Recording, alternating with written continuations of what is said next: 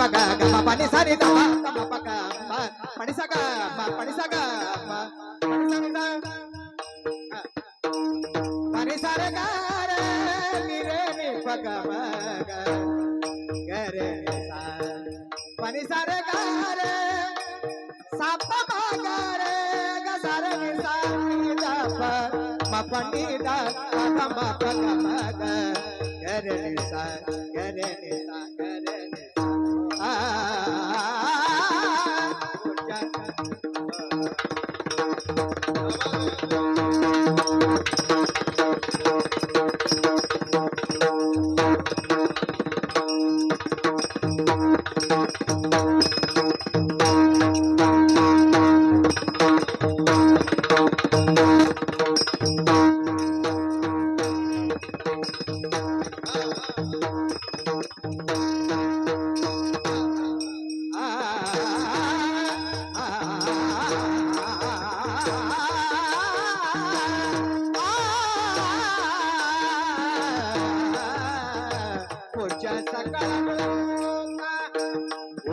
सकळ लोका विश्व झाले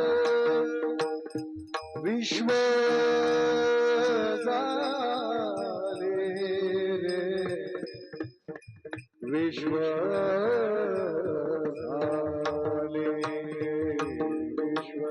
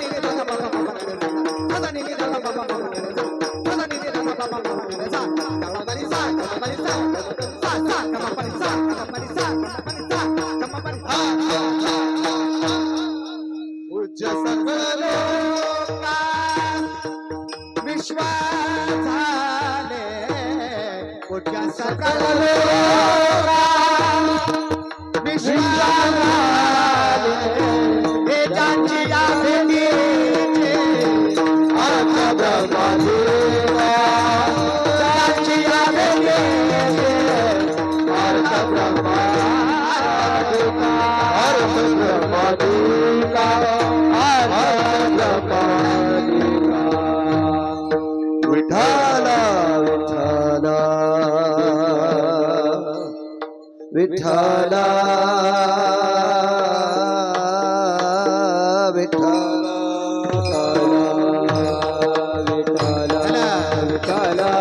विठ्ठला विठ्ठला विठ्ठला विठ्ठला विठ्ठला विठ्ठला विठ्ठला विठ्ठला विठ्ठला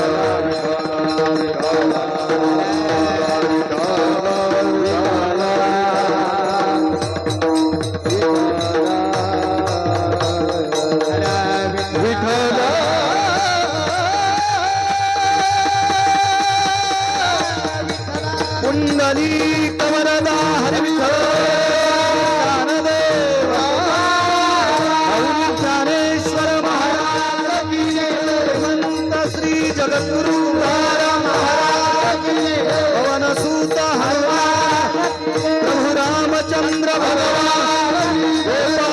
कृष्ण भगवान धर्मवीर संभाजी महाराज छत्रपती शिवाजी महाराज नमः पार्वते पते हर हर भारत माता की गौ माता की सनातन धर्म की सद्गुरु चोर महाराज की सद्गुरु सावता महाराज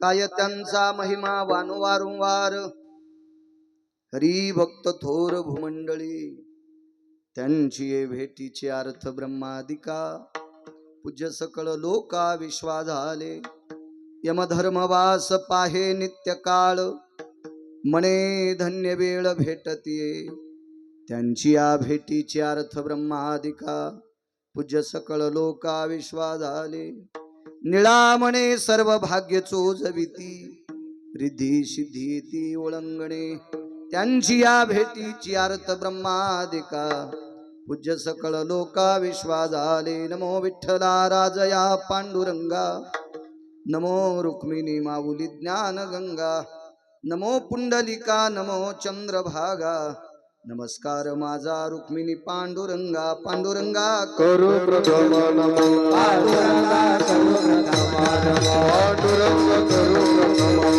पांडुरंगा करू प्रथम नमो हरे चरणा संताची हरे चरणा संताची हरे चरणा संताची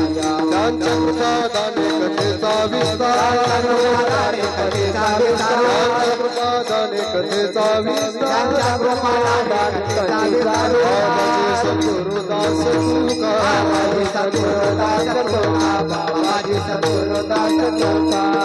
जोडोनिया कर चरणी ठेवितो बाबा ठेवितो बाबा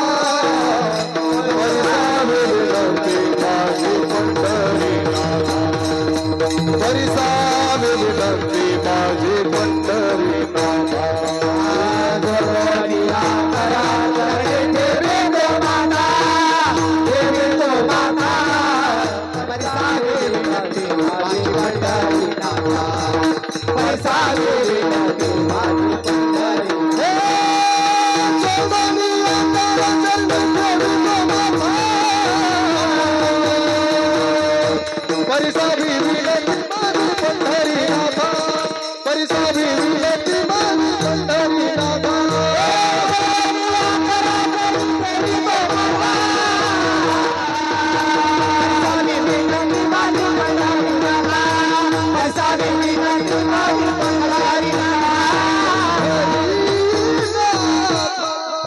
नाथा करू प्रथम नमन दुसरे चरण संताची त्यांच्या कृपादाने कथेचा विस्तारू बाबाजी सद्गुरुदास तुका मनोजवम मारुत तुल्य वेगम जितेंद्रियम बुद्धिमतां वरिष्ठम वातात्मजं वानरायुत मुख्यं श्रीरामदूतं शरणं प्रपद्ये नागेंद्रहराय त्रिलोचनाय भस्मांगरागाय महेश्वराय नित्याय शुद्धाय दिगंबराय तस्मै नकराय नमः शिवाय शरदिंदु समाकारे परब्रह्म स्वरूपिणी वासरा पीठ निलये सरस्वती नमस्तुते विठ्ठल विठ्ठल वैवासिक पावनाती भासती पंचानन समाना तया श्रोत्याची आचरणी जाना साष्टांग नमन करीत सो वाती भूषित पावन तो प्रत्येक शामरेंद्रा समान तयाची आचरणी जाण साष्टांग नमन करीत सो आता गान गंधर्व देवता कोकिळ कंठस्वर आराका जी कीर्तनी वैवासित लोका तयाची आचरणी नमनगा मददी सदसो परम विख्यातू जो जान ब्रह्मयाचा सुतो नारद जान नाम तितिक्षु तयाची आचरणी नमनगा जेने धर्म जितविलाची बळे तो संभाजी जान नवाळी कावतरला जयाची आकुळी तया छत्रपतीची आचरण कमळी साष्टांग नमन करीत सो विठ्ठल विठ्ठल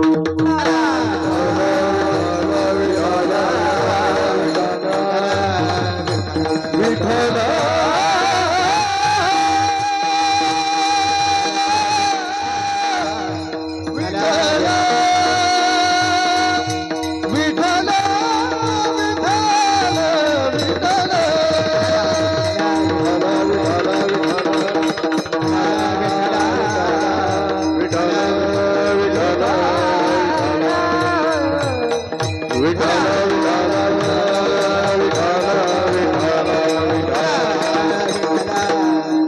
ध्याताभिनवाग्विलासिनी जे चातुर्यार्थ कला कामिनी ते श्री शारदा विश्वमोहिनी नमिले मिया नदी दिव्य गोदा तटीचा विलासी सदा प्रिय जो सज्जना वैष्णवाशी जया वर्णिता प्रेमात्यंत चित्ता नमस्कार माझा श्री गुरु एकनाथ विठ्ठल विठ्ठल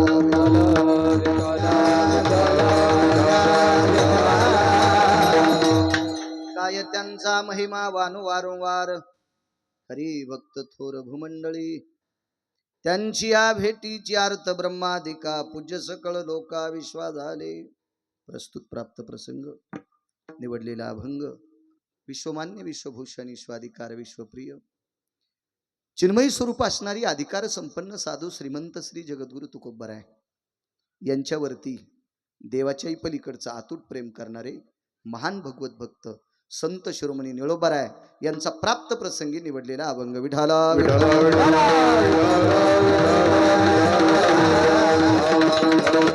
प्राप्त प्रसंगी निवडलेला अभंग माझ्या निळोबारायांचा आहे. मी मगाशी म्हणत होतो बायकांना इकडे सारखा काय आमची समाधी बांधायची होती की तिथं आता बसता येत नाही ना मागच्या बायकांना ऐकतच नाही किती सप्ते झाल्यावर सुधारता तुम्ही विठाला विठाला विठाला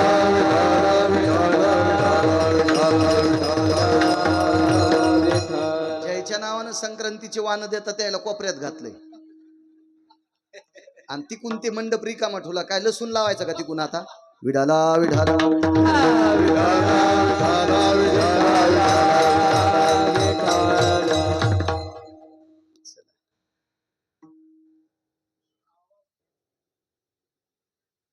प्राप्त प्रसंगी निवडलेला अभंग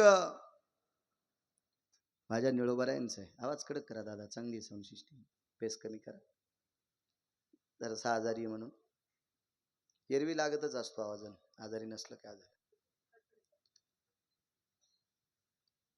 निळोबारायांचा अभंग आहे. माझे मालक या अभंगाद्वारे नमूद करतात मी संतांचा महिमा किती वर्णन करू महाराज संत किती मोठे आहेत. निळोबारायला संतांचा महिमा वर्णन करता येत नाही असं नाही गुरुजी करता येतोय करण्यासाठी कंटाळा नाही असं सुद्धा नाही फक्त महिमाच इतका मोठा आहे की तो महिमा आतापर्यंत काशीतल्या आणि पंढरीतल्या मालकाला सुद्धा त्याचा थांग पत्ता लागला नाही. इतका मोठा जर महिमा जगात कोणाचा असेल तर तो फक्त संतांचा आहे. विठाला विठाला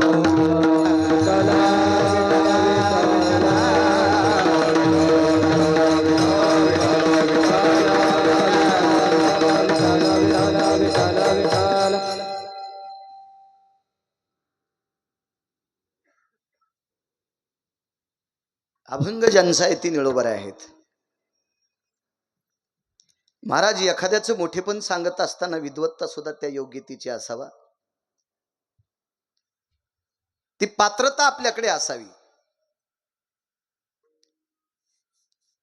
एखाद्याचं वर्णन करत असताना महाराजजी वरे वरे वरे वरे वरे ही वरची गादी टाकाव भगवान महाराज टाका इथं गादी महाराज या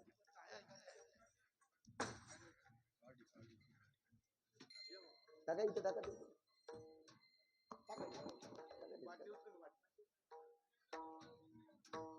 बसा महाराज बसा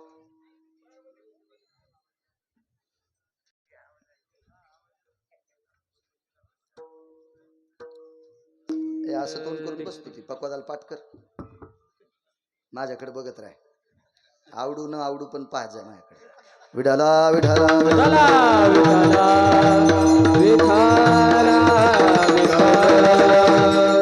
अभंग निळोबारायांचा आहे.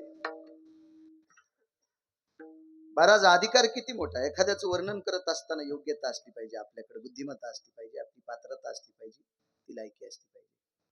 महाराज चांगलं म्हणण्यासाठी बुद्धी लागते वाईट म्हणण्यासाठी बुद्धी लागत नाही. एक जणांनी सांगितलं त्यांचं कीर्तन लय चांगलं झालं बर आणि दुसरा म्हणला त्यांचं कीर्तन लयच बेकार झालं. तर त्याला विचारलं कीर्तन बेकार झालं कसं? ते म्हणला सांगूच नाही इतके महाराज बेकार बोलले. म्हणजे वाईट म्हणण्यासाठी अक्कल लागत नाही. आणि एक जण म्हणला कीर्तन लय छान झालं. मग अभंग कोणता होता? ते म्हणला पाठ नाही, तुला कीर्तन कळत नाही. चांगलं म्हणण्यासाठी बुद्धी लागते. तर संतांचा महिमा वर्णन करत असताना निळोबाराय स्वयं म्हणतात मी किती वर्णन करू. याचा अर्थ बुद्धी नाही असं नाही, याचा अर्थ कंटाळा आलाय असं नाही, याचा अर्थ संतांचा महिमा वर्णन करता येत नाही असं नाही. महाराज महिमाच इतका मोठा आहे. महाराज अभंग ज्यांचा आहे ती किती मोठी आहेत माहिती आहे तुम्हाला? 10-5 कोटी ज्याच्याजवळ आहेत का, त्याला रामराम जर नाही घातला तरी कोकणी मशिवानी फुगत. आणि काय त्याचे 10-5 कोटी कामाची, त्याच्या पप्याची माय जगवीन, पोरं जगवीन, काय त्याच्या कामाची तरी किती असतात. तर त्याला रामराम नमस्कार जे हरी नाही घातला तर ते एखाद्या मशिवानी फुगतय. महाराज तुम्हाला आणि मला इथं किती दिवस ठेवायचं आणि कोण्या दिवशी मळ्यात नेऊन पेटवायचे, याला जगाचा बाप म्हणतात. आणि त्या विश्वाच्या बापाला निळोबाराय एक दिवशी सहज म्हणले, देवा तुला बोलिलं नव्हतं तू आलास कशाला? प्राರ್ಥना वाचोनी आलसी का, आलसी का, प्रार्थना वाचोनी आलसी का, आलसी का, प्रार्थना वाचोनी आलसी का, आलसी का, प्रार्थना वाचोनी आलसी का. तुझा लागी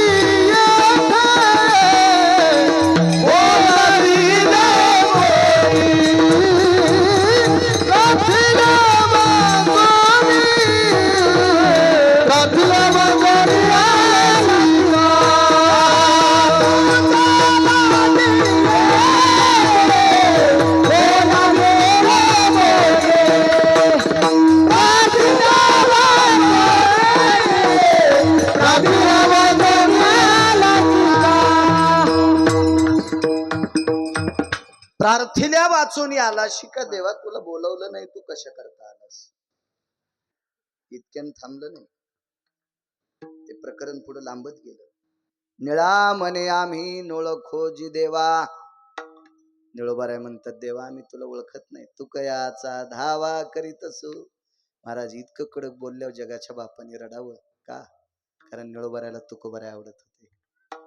आणि ही संत देवाला आवडतात. ज्ञानोबाराय, तुकोबाराय, नामदेवराय, चोखोबाराय, नाथ बाबा, सावता महाराज, शेना महाराज, रविदास महाराज, कबीर महाराज, मीराबाई, जनाबाई, मुक्ताबाई, सखुबाई, निवृत्तीदादा, सोपानदेव, ही देवाला आवडतात.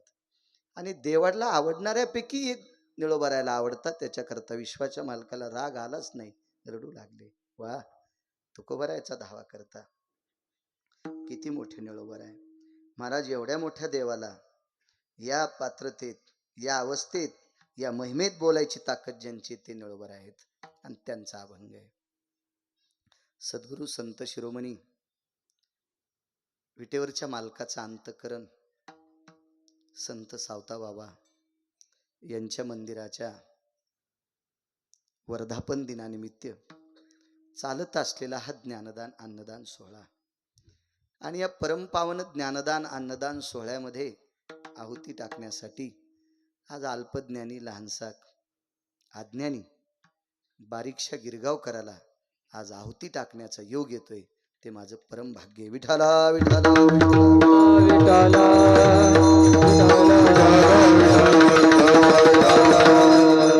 ज्यांच्या मुखारविंदातून आपण कथा श्रवण करता असे हरिभक्तीपरायण परम श्रद्धेय विजयजी महाराज मंठेकर सुद्धा आहेत.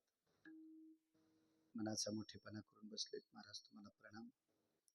तारकीच्या संदर्भात आदरणीय भगवान महाराज याच गावातलं रत्न तुम्हा विश्वस्तांच्या वतीनं, यजमानांच्या वतीनं, कमिटीच्या वतीनं भगवान महाराज फोन करत होते. त्यांनाही धन्यवाद. आदरणीय हरिभक्तीपरायण मृदंगाचार्य भागवत महाराज आहेत, गोड प्रभुत्व आहे त्यांचं, त्यांनाही प्रणाम. हा परिसर ज्यांना आवाजाच्या बाबतीत गोड ज्ञात आहे, लोकांना या परिसराला ते ज्ञात आहेत, असे आदरणीय आमचे हरिभक्तीपरायण देवीदास महाराज सवई गुरुजी, आमचे सवई गुरुजी फार दिवसापासून त्यांचा आणि माझा जाधव साहेबापासून संभाजीनगरला त्यावेळेसपासून परिचय. त्या गोष्टीला झाले आता 17 वर्ष. त्यावेळेसपासून परिचय आहे सवाई गुरुजींना. मध्यंतरी एके दिवशी आपण श्राद्धाच्या कीर्तनाला होतो इथे, हा फुलंबरीच्या जवळ. महाराजांना प्रणाम करतो. आदरणीय ज्यांनी सुरुवात केली आणि गोड अशी चाल म्हणजे आदरणीय आमचे गणेश महाराज परिहार. गणेश महाराज परिहार. गोड आवाजावर प्रभुत्व आहे. महाराज तुम्हाला सुद्धा प्रणाम. आदरणीय किरण महाराज, किरण महाराज असतील, अनिल महाराज, अनिल महाराज असतील, ते बाबा दिगंबर बाबा असतील. आदरणीय पूजनीय वंदनीय प्रातस्मरणीय गुरुवर्य ओंकारगिरी बाबा मुर्डेश्वर संस्था. मुर्डेश्वर संस्थान. आदरणीय ओंकारगिरी बाबा आहेत. बाबांना प्रणाम करतो. हरिभक्तीपरायण प्रदीप महाराज त्यांनाही प्रणाम करतो. विनेकरी बाबा असतील, चोपदार असतील. चोपदार उद्यापासून काळी पॅन्ट घालायची नाही बरं. विठाला विठाला विठाला.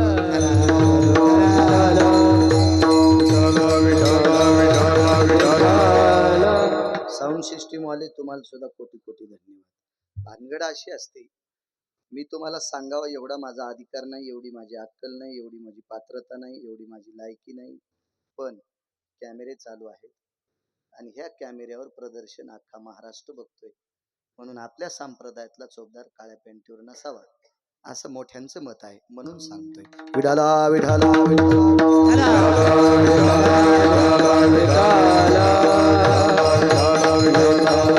उपस्थित पंचक्रोशीतून आलेली सर्व श्रोते जनार्दन, मोठा आपला अमूल्य वेळ खर्च करून विको कमी करा, बेस कमी करा, आवाज कडक करा. आपला अमूल्य वेळ खर्च करून आलेली सर्व श्रोते जनार्दन, या ग्रामस्थ मंडळी खुल्लोड संत सावताबाबांच्या या उत्सवामध्ये हजर असलेली पंचक्रोशीतली श्रोते जनार्दन, माय मावले आबालवृद्ध, तुमच्या चरणी नाक घासून प्रणाम करतो. आजच्या कार्यक्रमाला लाभलेले यजमान श्री नरसिंग आनंदा वाघ, उपसरपंच खुल्लोड, श्री नारायणराव सांडू सपकाळ खुल्लोड, श्री आसारामजी कारभारी ताठे भुसारमालाचे व्यापारी आहेत, श्रीयुत काळे साहेब ग्रामसेवक, 4 यजमान आहेत. कुठून बुद्धी सुचली यायला गिरगावचा बाळू घ्यायला काय माहिती. 4ही यजमानांना कोटी कोटी धन्यवाद देतो. तुमच्या योगामुळं मला भव्य दिव्य काय सुंदरसं मंदिर, वेळ अपुरा होता मगाशी आतमध्ये, काय मंदिर. तुमच्या या छोट्याशा असलेल्या खुल्लोड ग्रामस्थांना कोटी कोटी धन्यवाद. इतकं सुंदर मंदिर पाहिलं मी ते आता येताना. विठ्ठल रुक्मिणी मंदिर किती गोड बांधलं. तुमच्या त्या कार्याला सुद्धा गिरगावकराचा प्रणाम. पूज्यश्री विटेवरच्या मालकाचा अंतकरण असलेले माझे संत सावता बाबा, तुमच्या माझ्यासारख्या सर्वसामान्याला शेतीची नाळ शिकवणारे गुरुवर्य संत सावता बाबा, हेही गोडसं मंदिर तुम्ही केलं, त्याही तुमच्या कार्याला प्रणाम. विठाला विठाला.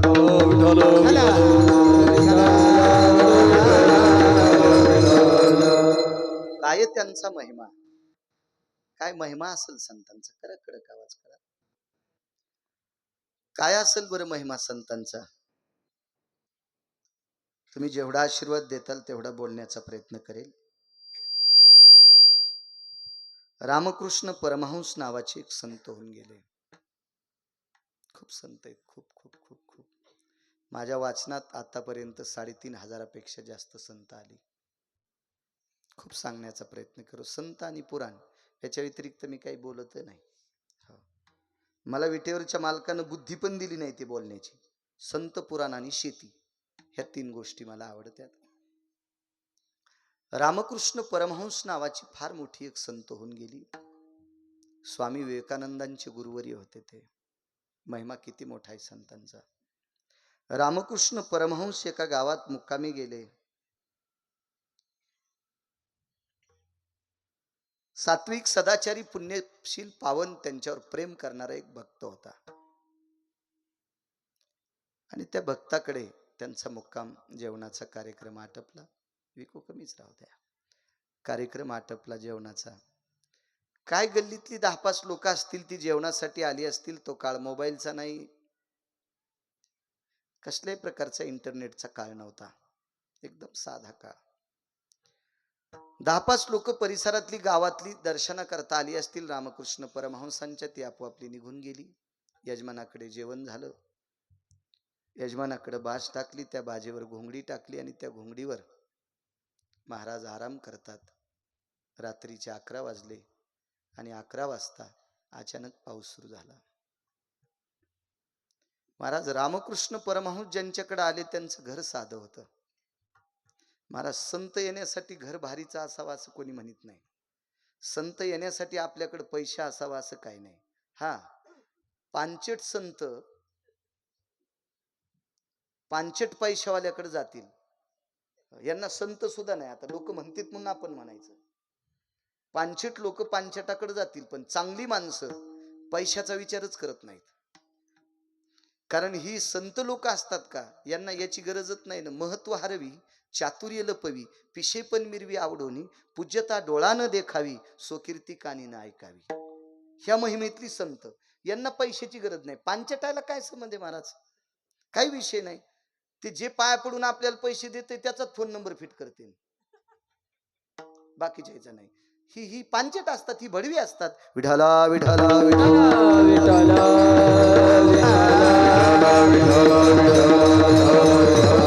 महाराज रामकृष्ण परमहंसांना काय कळत नव्हतं, आता आपण जेवल्याच्या नंतर पाऊस येणार आहे, त्यांना माहित होतं.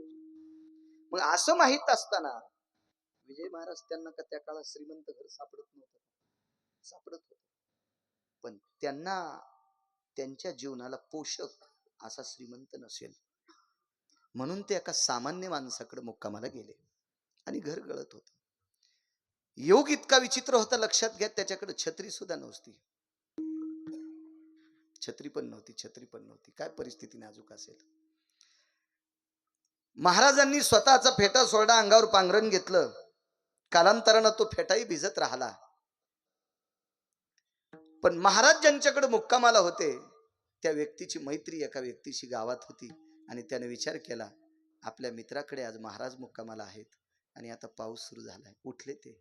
बायकोने विचारला, हो का उठलात? अगं ऐकलंस का, अगं आज आपण ज्यांच्या दर्शनाला गेलतो ते रामकृष्ण परमहंस आहेत आणि ते आपल्या मित्राकडं मुक्कामाला आहेत. त्यांच्याकडं पाऊस येतोय आणि त्यांचं घर थोडंसं फुटकं आहे, छपराचं घर होतं, घर गळत होतं आणि महाराज भिजतील ग, शिवाय भिजली पण असतील ग.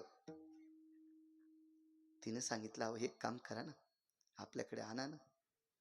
पण त्यानं पत्नीला विचारलं, प्रिये आपल्याकडे आणायला काही हरकत नाही ग, पण आपल्या इथं घर गळत नाही, पण महाराजाला झोप येणार नाही. घर चांगलं होतं, माणूस वारकरी होता महाराज, पण अडचण होती पुढे. ऐका काय होती ती, महाराजाला आपल्याकडे झोप येणार नाही. तिनं सांगितलं, महाराजाला झोप येण्यासाठी मी एक निर्णय करते, आपली जी मुलगी आहे तिची बाज गाईच्या गोठ्यात टाकते. ह्या सद्ग्रस्ताला अशी मुलगी होती, गेल्या 7 वर्षापासून ती सारखी रडतच होती. रात्रंदिवस तिचं रडणं सुरूच होतं आणि आधा कदा रात्रीच्या वेळेला तिचं रडणं जर बंद करायचं असेल तर तिच्यापाशी एक माणूस कायमस्वरूपी बसलेला लागायचा. अर्धी रात्र आईनं काढायची, अर्धी रात्र बापानं काढायची, दिवसातला अर्धा दिवस आजोबाने काढायचा आणि अर्धा दिवस आजीनं काढायचा. 4 माणसं कायमस्वरूपी 7 वर्षापासून तिच्या तैनातीत. त्या प्रकारचे वैद्य पाहिले असतील, बाबाजी डॉक्टर पाहिले असतील, वाटेल ते प्रयत्न केला, पण त्या मुलीला कसल्याही प्रकारचा गुण आलेला नाही. आणि मग सात्विक सदाचारी पत्नी होती.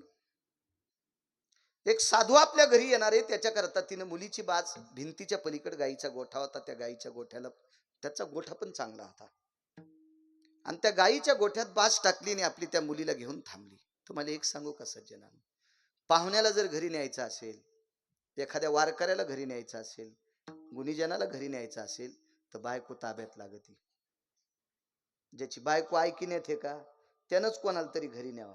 ज्याची बायको ऐकत नाही का त्यानं बाहेरच दात घासून चहा प्यायला पाहिजे, त्यानं कोणाला नाही घरी नेलं पाहिजे. बायको ऐकी नेत असली पाहिजे. देहूतले मालक सांगतात, कर्कशे संगती दुःख उदंड फजिती. ज्याच्या जीवनात बायको कर्कश आहे तो बंगल्यात राहत असेल तरी मसनवाट्यात राहतो असं समजायचं, आणि ज्याच्या जीवनात बायको सात्विक आहे, तो वनवासात असला तरी स्वर्गात आहे असं म्हणायचं, तो स्वर्गात आहे समजायचं. पण बायको जर खट्याळ असेल तर बंगला जरी असेल 100 कोटीचा तरी त्यानं समजायचं मी मसन वाट्यात डोक्याकून जळायलो. बाई सात्विक होती महाराज. एक महाराज घरी येणार आहेत याच्याकरता आपल्या पोटच्या लेकराची बाज गाईच्या गोठ्यात टाकली आणि भिंतीनं वाड्यात आवाज येत नाही म्हणून बाज पलीकडे टाकली. आणायला गेले, छत्री होती, महाराजांना घेऊन आले. आल्याबरोबर बाज टाकली, बाजीवर घोंगडी टाकली, महाराजांचा पटका वाळत घातला. बसले महाराज. सांगितलं महाराज, एका टोपल्यामध्ये शेक केला, लाकडं पेटवली, महाराजाला धुनी दिली, शेक दिला, आता झोपा. महाराजांनी सांगितलं माझा झोपीचा टाइम संपला हो, काय आता मला झोपायचं नाही, तू गप्पा करीत बसतो का? महाराज किती नशिबवान व्यक्ती असेल तो की ज्याला रामकृष्ण परमहंस बोलतील. रामकृष्ण परमहंस बोलतील, किती नशिबवान असेल तो. रात्रीची वेळ 2 वाजले आणि 2 वाजता त्यांच्या डोळ्यातून एक पाण्याचा थेंब आला. रामकृष्ण परमहंसाने विचारलं, दादा रडतो का? काही नाही, तुमचा ऐकायचा योग संपला. अरे मी झोपत नाही, मी काय तुला उठ म्हणत नाही, आणि योग कसा संपला? नाही गुरुवर्य, आता मला मुलीला सांभाळायला मला जायचंय, माझ्या पत्नीला झोपावं लागतंय, ती जर आता नाही झोपली तर उद्या दिवसभरातले काम होत नाहीत, आम्ही शेतकरी माणसं आहोत. रामकृष्ण परमहंसानं सांगितलं मुलीपाशी जागायचं का? हे का कळत नव्हतं का त्यांना? महाराज त्रिकाल ज्ञानी लोक होते, कळत नसेल का? हे सांगितलं गुरुवर्य, मला गेल्या 7 वर्षापूर्वी एक कन्या झाली, ती झाल्यापासून रडते, तिचा आवाजच बंद नाही. फक्त आम्ही जवळ असल्याच्या नंतर कमी आवाजात रडते, माणूस बाजूला गेल्यावर इतकी कर्कश रडते, इतकी कर्कश की कधी कधी तिच्या ध्वनीनं शेजाऱ्याला सुद्धा झोप येत नाही, इतकी कर्कश रडते. काही उपाय केला नाही, नाना प्रकारची वैद्य पाहिली, नाना प्रकारच्या लोकांकडे नेलं, ज्यांचं ऐकूनही त्याचं ते ऐकत राहिलो, पण काही गुण आलेला नाही. ठीक आहे, घेऊन येशील? त्यानं सांगितलं, महाराज तुम्ही अगोदर भिजलेले आहात, तुमचं अंग ओलं झालंय, कुठंतरी शेक केल्यामुळं थोडंसं अंग कोरडं झालंय, आमच्याकडे आराम तर करतच नाहीत, नुसते तुम्ही बसून राहिले, आणि आता ती मुलगी जर रडत राहिली, तुम्ही तर नवीन माणसं आहात, तुम्हाला पाहिल्याच्या नंतर ती जास्त रडन आणि तुम्हाला उद्वेग येईल, तिचा दुःख वाटेल, तुम्हाला त्रास होईल तिचा, नकोय. तुमच्यासारखी महात्म्य आमच्या घरी जर आली, त्रासून जात असतील तर याचं पाप आम्ही कुठं फेडायचं? रामकृष्ण परमहंसांनी सांगितलं, राजा काय त्यांचा महिमा सांगतोय, काय त्यांचा महिमा? दादा घेऊन ये. गाईच्या गोठ्यात गेले आणि पत्नीला सांगितलं, प्रिये महाराजांनी हिला घेऊन तिकडं बोलवलंय. त्या बाईच्या डोळ्यातून पाणी आलं, तिनं सांगितलं, अहो तुम्हाला कळतं का काय? एवढे मोठे महात्मे आहेत आणि त्या महात्म्याच्या मांड्यावर आपली रडकी कार्टी द्यायची? ही किती रडते हो, किती रडते, किती रडते. अहो काय असेल हिचं रडणं, किती त्रास होईल त्यांना. अगं मी नको म्हणत होतो, पण महाराज ऐकत नाहीत. ते म्हणाले, नाही आणली तर मी तुमच्या घरून निघून जातो. नाहीला जाणं त्या माऊलीनं महाराजांच्या समोर मुलीला घेऊन बसली. 7 वर्षाची पोरगी, शरीर खाली आणि डोकं माईच्या मांडीवर. एवढी कशी घेईल ती माय? मांडीवर डोकं आईच्या आणि मुलगी अशी खाली. महाराजाला पाहिल्याबरोबर थोडासा आक्रोश केला तिनं, इतका आक्रोश, इतका आक्रोश, इतका आक्रोश की बघता सोय नाही. महाराजांनी एकदा वरे बघितलं, विधात्याला बोलले असतील, महाराज पंढरीतल्या मालकाला बोलले असतील, महाराज काशी विश्वनाथाला बोलले असतील. या तिघांनी सांगितलं, ही मुलगी ऋणपुत्र आहे. ऋण संसारात जी अशी माणसं जन्माला येतात का आपल्याला, हे मागच्या जन्माचं ऋण फेडण्यासाठी येत असतात.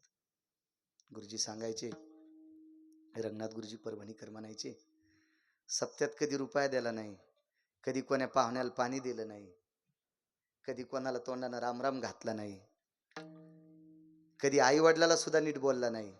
मग अशी संतती जन्माला येते.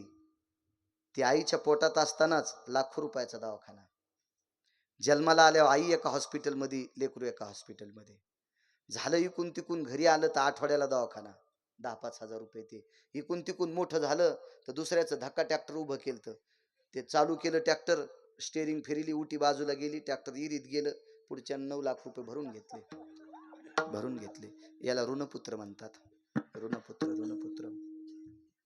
महाराजांनी सांगितलं, बाळा हे तुझ्या घरामध्ये हे मागचं ऋण आहे आणि ते तुमच्याकडून फेडून घेण्यासाठी रात्रंदिवस जागून फेडण्यासाठी ही तुमच्या कुळात जन्माला आली. तुमच्या कुळात जन्माला आली. महाराज ब्रह्मदेवाला बोलवलं, पंढरीतल्या मालकाला बोलले, काशीतल्या मालकाला बोलले आणि सांगितलं, देवा अख्खं जीवन मी भजन केलंय आणि माझ्यासारख्या भजन करणाऱ्या व्यक्तीला ह्या व्यक्तीनं आदरानं भिजू नये म्हणून घरी आणलंय आणि याची मुलगी एवढी उद्विग्न यांना त्रास देते. देवा बघा ना.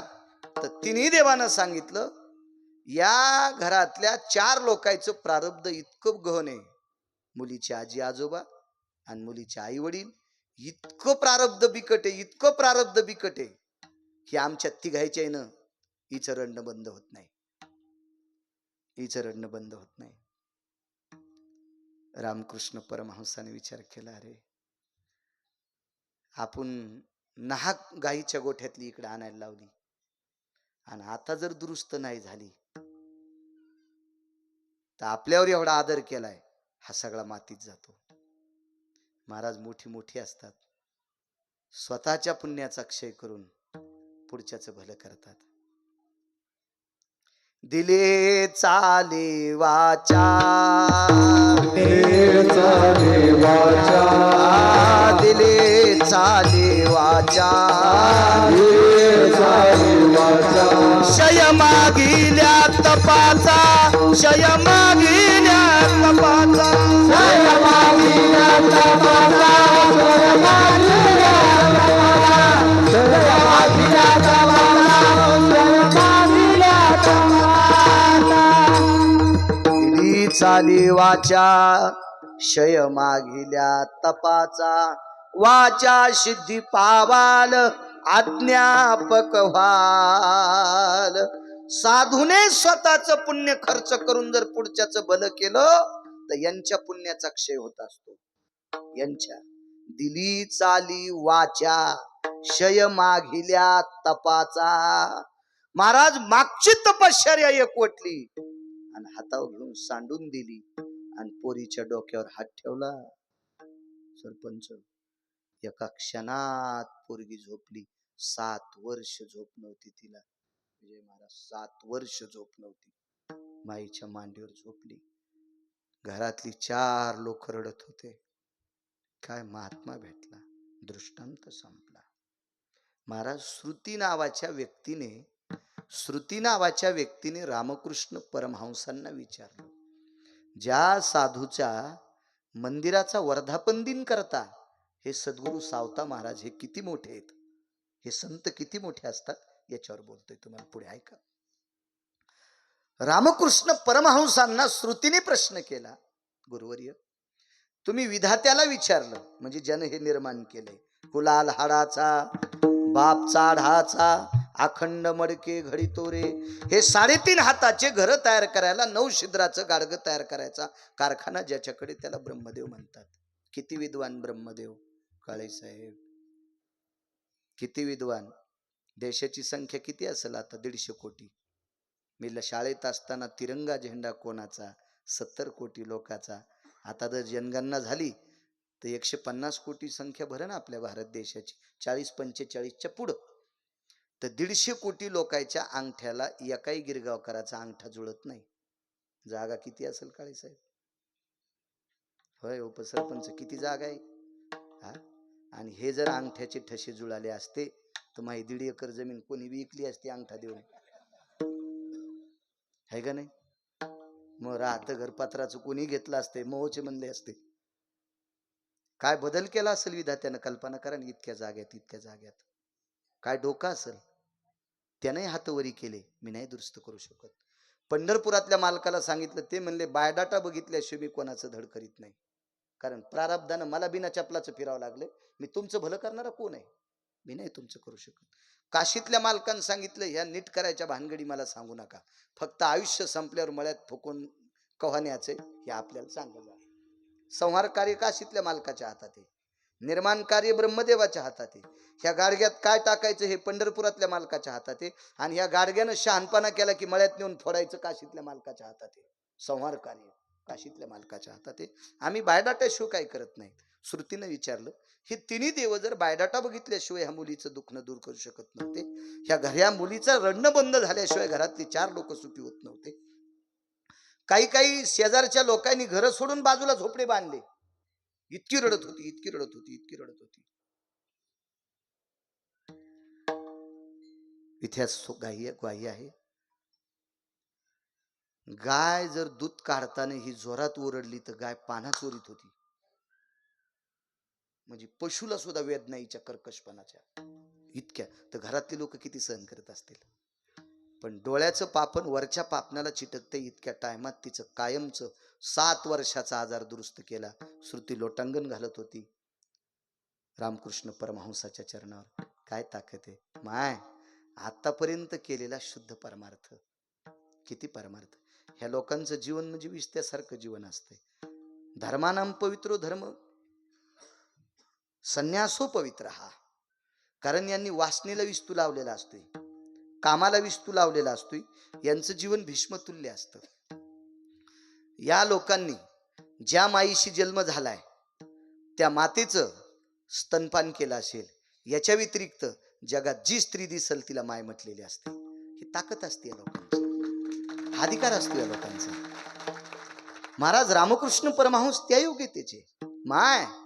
हे श्रुती माते, जिनं जन्म दिलाय तिला तर आई म्हणतोच, पण जगात जी जी स्त्री भेटेल ती मोठ्या वयाची असेल, ती कमी वयाची असेल, फारच कुमारिका असेल तर तिला जगदंबा म्हणेल, तिला देवी म्हणेल, तिला आदिशक्ती म्हणेल. आणि वयाच्या पुढे गेलेली असेल तर तिला माय म्हणेल. हे एकवटलेलं पुण्य स्वतःच खर्च केलं. क्षय मागिल्या तपाचा, मागच्या पुण्याचा क्षय केला आणि 7 वर्षाचा आजार दुरुस्त केला. हे पंढरपुरातलं मालक करू शकत नव्हता गणेश बुवा. हे काशीतला मालक करू शकत नव्हता. हे सत्यलोकातला चतुरानंद करू शकत नव्हता. तो सद्गुरू रामकृष्ण परमहंसांनी दुरुस्त केला.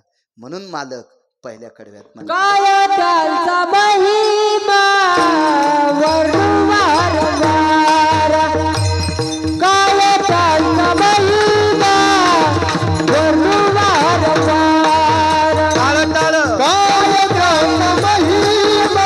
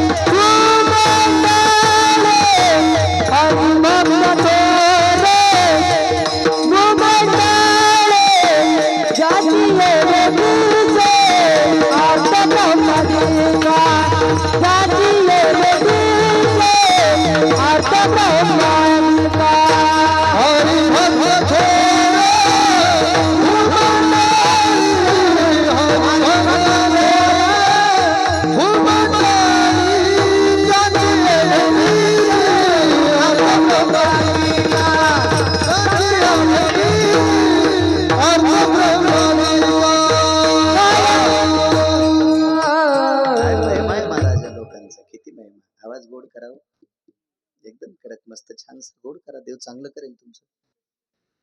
काय महिमा.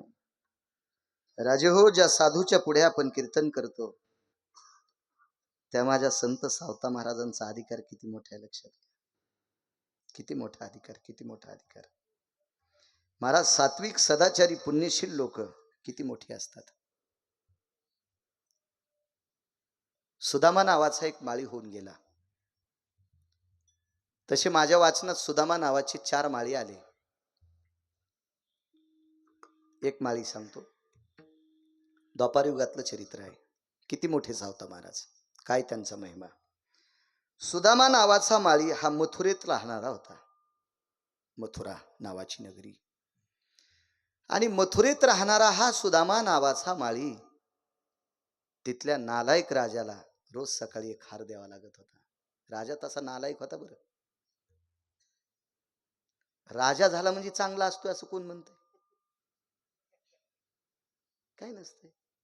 एखाद्या वेळेस प्रारब्धाने राजा होत असतो, मागचं बापदाद्याचं पुण्य असल्यावर. काय नसतंय. राजी सगळीच चांगली असतात असं काय नसतंय. मजा मारणारी राजांची संख्या भरपूर आहे. जनतेच्या जीवावर मजा न मारणारे फक्त 6च राजे जन्माला आले. एक प्रभू रामचंद्राच्या आजोबाच्या काळातला राजा होता. त्या राजाचं नाव होतं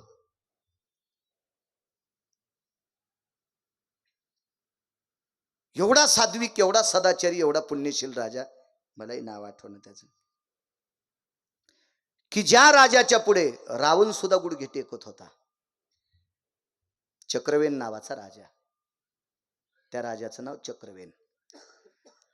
आणि राजकारणाची धुराच कळत नव्हती, तो राजा चक्रवेन. आणि राजकारण सुरू झालं द्वापार युगापासून. 1 नंबरचा राजा कृष्ण आणि 5व्या क्रमांकाचा राजा रयतेचे राजा छत्रपती शिवाजी महाराज. 5 राजे झाले. मधले घरी गेल्यावर गुत्त थोडं घेतलं मी, कारण सगळ्या गोळ्या एकखाट्या घेतल्या की रिॲक्शन येत असते. हो, मला सलाईन मध्ये 3 इंजेक्शन दिले डॉक्टर उशे साहेबांनी येताना जालना हॉस्पिटलला. ते म्हणले जाता जाता 1 डोस देतो. म्हणलं आताच 2 द्या ना.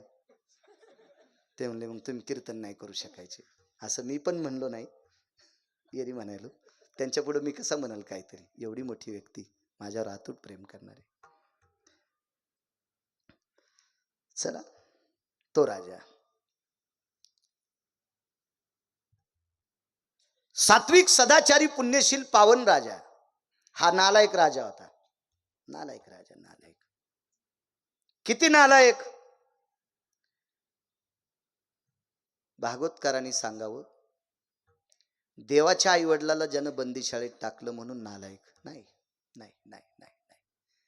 देवाच्या आई वडिलाला बंदीशाळेत टाकले या राजानं म्हणून नालायक नाही. ह्या राजानं स्वतःच्या आई वडील अंधार कोठडीत टाकले होते म्हणून नालायक. असं पुराण सांगते. पुराण सांगते. गुरुवर्य स्वामीजी गाथा पाठ केला असेल, कोणी ज्ञानेश्वरी पाठ केली असेल, ग्रंथ पाठ केले असतील, भागवत पाठ केला असेल, रामायण पाठ केला असेल, आणि आई वडिलाला नीट बोलत नसेल तर 1 नंबरचा भाडवा आहे. 1 नंबरचा भाडवा आहे. तो पुराण सांगूच नकोस. ज्ञानेश्वरीची 1 ओळी पाठ नसेल, गाथ्यातला अभंग पाठ नसेल, रामायणातला श्लोक पाठ नसेल, ओळी पाठ नसेल, भागवतातला श्लोक पाठ नसेल, आणि आई वडिलाला जर लेकरा इतका सांभाळीत असेल तर कोटी महाराजाचा बाप तो आहे. ही पुराणाची व्याख्या आहे. ही संप्रदायाची व्याख्या आहे. जी बाई दिवसात नवऱ्याचे एकदा दर्शन घेते का, तिला भारतातल्या कोण्याच महाराजाच्या पाया पडायची गरज नाही. तुम्हाला आवडलं असं कीर्तन करणार नाही. तुम्हाला नाही पटलं तर काय करताल, पुढच्या वर्षी आणणार नाहीत.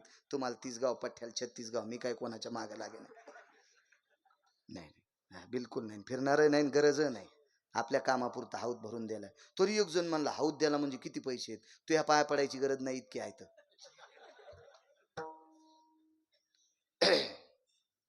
जी बाई दिवसात नवऱ्याच्या एकदा पाया पडती, तिला महाराष्ट्रातल्या कोण्याच, भारतातल्या कोण्याच महाराजाच्या पाया पडायची गरज नाही. आणि नवऱ्याच्या कधीच पाया पडत नाही, महाराजाच्या पाया पडत असल तर तिच्या पापानं महाराज कपड्या सगळं जळण, कपड्या सगळं जळण, कपड्या सगट. माझ्या माईनो, परमार्थ इतका सोपा आहे, पण आपण अडचणीत हात घालतो. आपल्याला खरं कळत नाही. नवऱ्याच्या पाया पडायची नाही आणि खडा मंगळवार धरीन. खडा मंगळवार कळतो तुम्हाला? आमची इथं हळदी कुंकाला एका मोठ्या घरची बाई आली आणि नेमका मी घरी होतो. फेटा उचलून पळायचं, तितक्यात ती बाई आली. मोठ्या घरची बाई होती. तर आमच्या पोरायच्या माईला म्हणलं, पोरायची माय म्हणजे माझी बायको. मी तिला म्हणलं, अगं मोठ्या घरची बाई आहे, तिला चहा पाणी, दूध, कॉफी वगैरे काहीतरी थोडंसं, एखादा तिळाचा लाडू वगैरे द्या. तर ती खूप विनंती केली, पण ती बाई काही घेत नव्हती. मी म्हणलं, अगं आता त्यांचं शेतीला शेत आहे आपलं, मोठा माणूस आहे तिचा सासरा, एखाद्या वेळेस आपल्या विहिरीचं पाणी कमी झालं तर एखादा आपल्याला देईल. म्हणजे नुसता पाईप टाकला कीच आमच्या शेतात पाईपलाईन येते त्याची. मोठा माणूस आहे. आमच्या घरच्यानं तिला आग्रह केल्याबरोबर तिने 1 कप भर दूध पिलं, पण उभ्यान पिलं. ती बसलीच नाही. आता तिनं दूध प्यायल्याबरोबर आनंद वाटला, पण उभ्यानं प्यायल्यावर राग आला ना. तिला माहीतच नव्हतं हे किती धुपन आगो आहे म्हणून, हे किती रगील आहे गिरगावचा बाळ आहे म्हणून तिला माहीतच नव्हतं.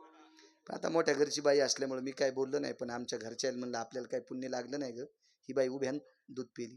ती म्हणली अहो तसं नव्हतं, त्यांना व्रत आहे. म्हणलं कशाचं? सूर्य निघल्यापासून मावळेपर्यंत बसायचं नाही, खडा मंगळवार. खडा मंगळवार. म्हणलं कोण्या महाराजांनी सांगितलं, त्याचं नाव सांग, त्याचा फोन नंबर दे, त्याला नदीत जाऊन आणतो. काय नालायकपण आहे. ही सगळी सोंग करता माझ्या माईनं, तुम्ही सोंग करता. भागवताला दम नाही, रामायणाला दम नाही, शिवपुराणाला दम नाही, सप्त्याला दम नाही, कीर्तनाला दम नाही, दिंड्याला दम नाही, भजन करण्याला दम नाही. गुण कुठे आपल्याला? आपण जे ज्ञानोबराय तुकोबरायांनी जे सांगितलंय का ते आपण ऐकत नाही ना. शास्त्र म्हणेल ते सांडावे, ते राज्यही तृण मानावे. आपलं शास्त्र पुराण आणि वेद जे सांगते का त्या गोष्टी आपण करायच्या असतात. हरामखोरानं, भंगिरायनं, नालायकानं सांगितलेलं आपण कधी करायचं नसतं. विठाला विठाला विठाला.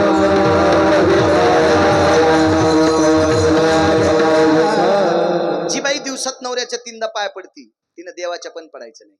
इतकं बोलायला इतकं सोपं आहे का गुरुजी? कॅमेरा चालू. महाराष्ट्रात मला स्वामीजी विचारणार आहे का नाही? मी बिना एसटीचा बैल थोडाच सुटला कोणाची मकाहान, त्याला कठाळ्या म्हणतात. हा, तुम्हाला ती राजा नावाची व्याख्या सांगितल्यावर काही काही लोकांना मळमळ झाला असेल. काही काही नशिबानं राजे होत असते. नशिबाने 2 लाखाचा बैल आणला, वैरण कोणती? टाकलेली. आणि देवाला सोडायला बैलाला काय म्हणते तुमच्याकडे? सांड. मग आता हे सांड नशीब घेऊन आलेलेच असतात ना काही काही. मग काही काही नशीब घेऊन आलेले सांड असते, ते बी राजे होत असतात. विठाला विठाला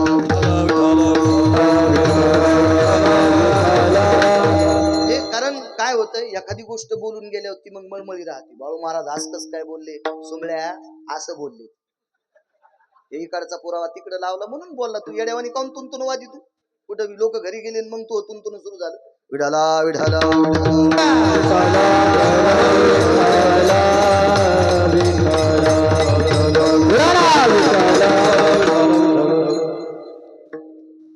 पंढरपुरातल्या मालकाच्या पण पाया पडायचे.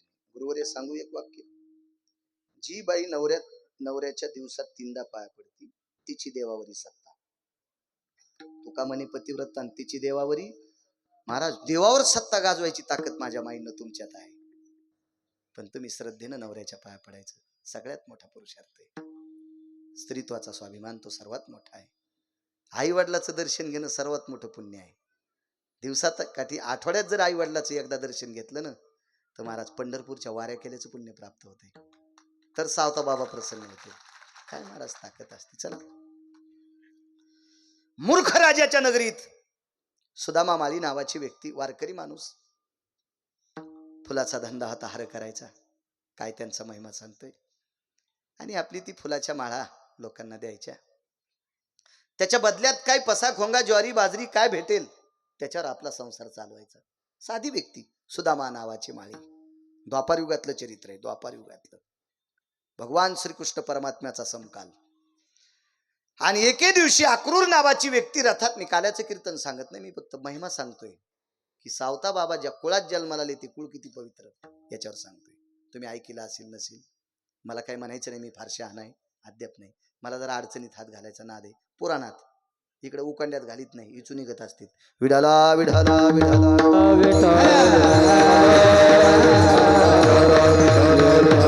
मग